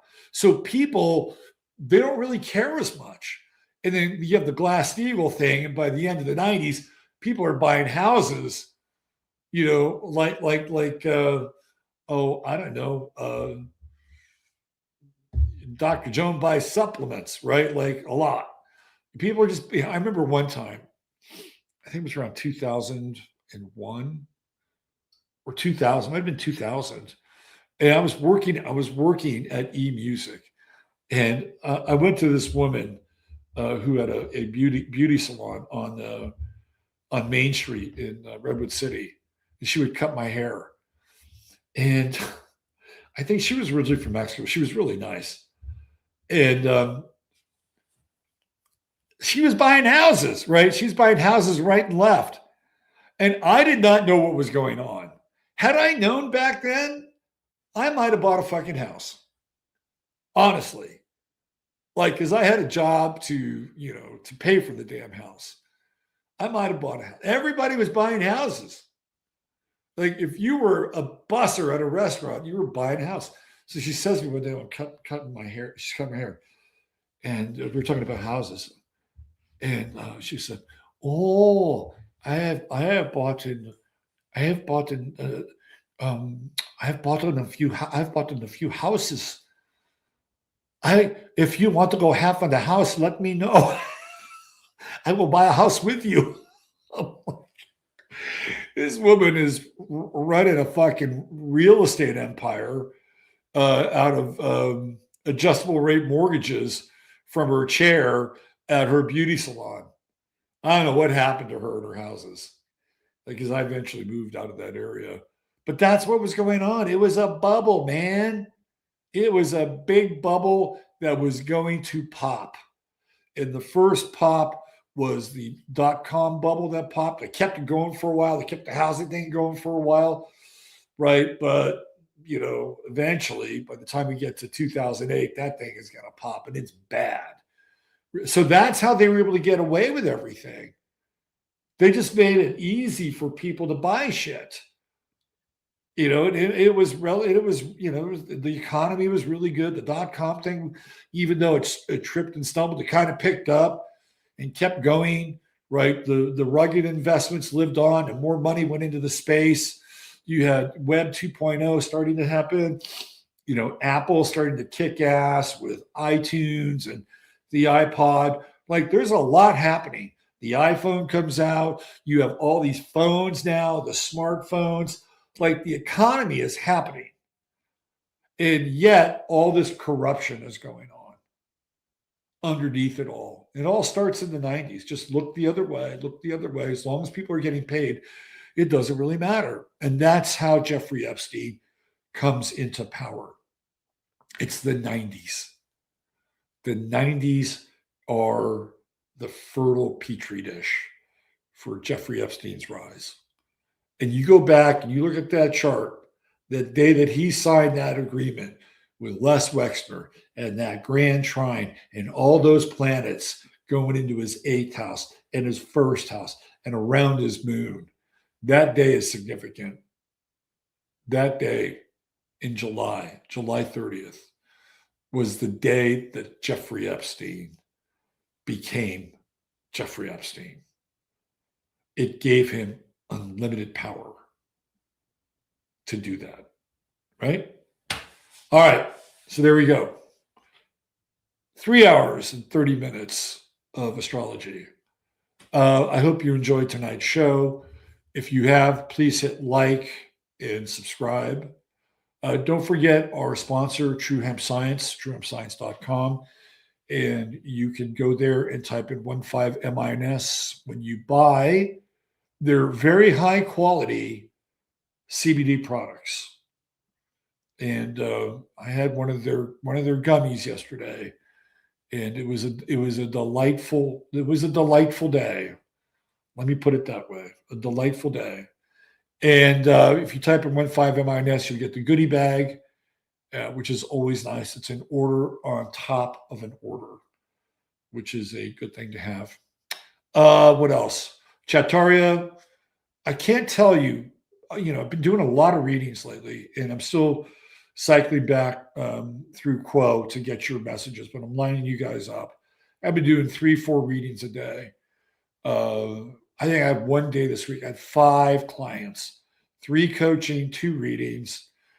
And I just want to say the feedback I get from people that I have contact with and do the readings with is how much they love chat.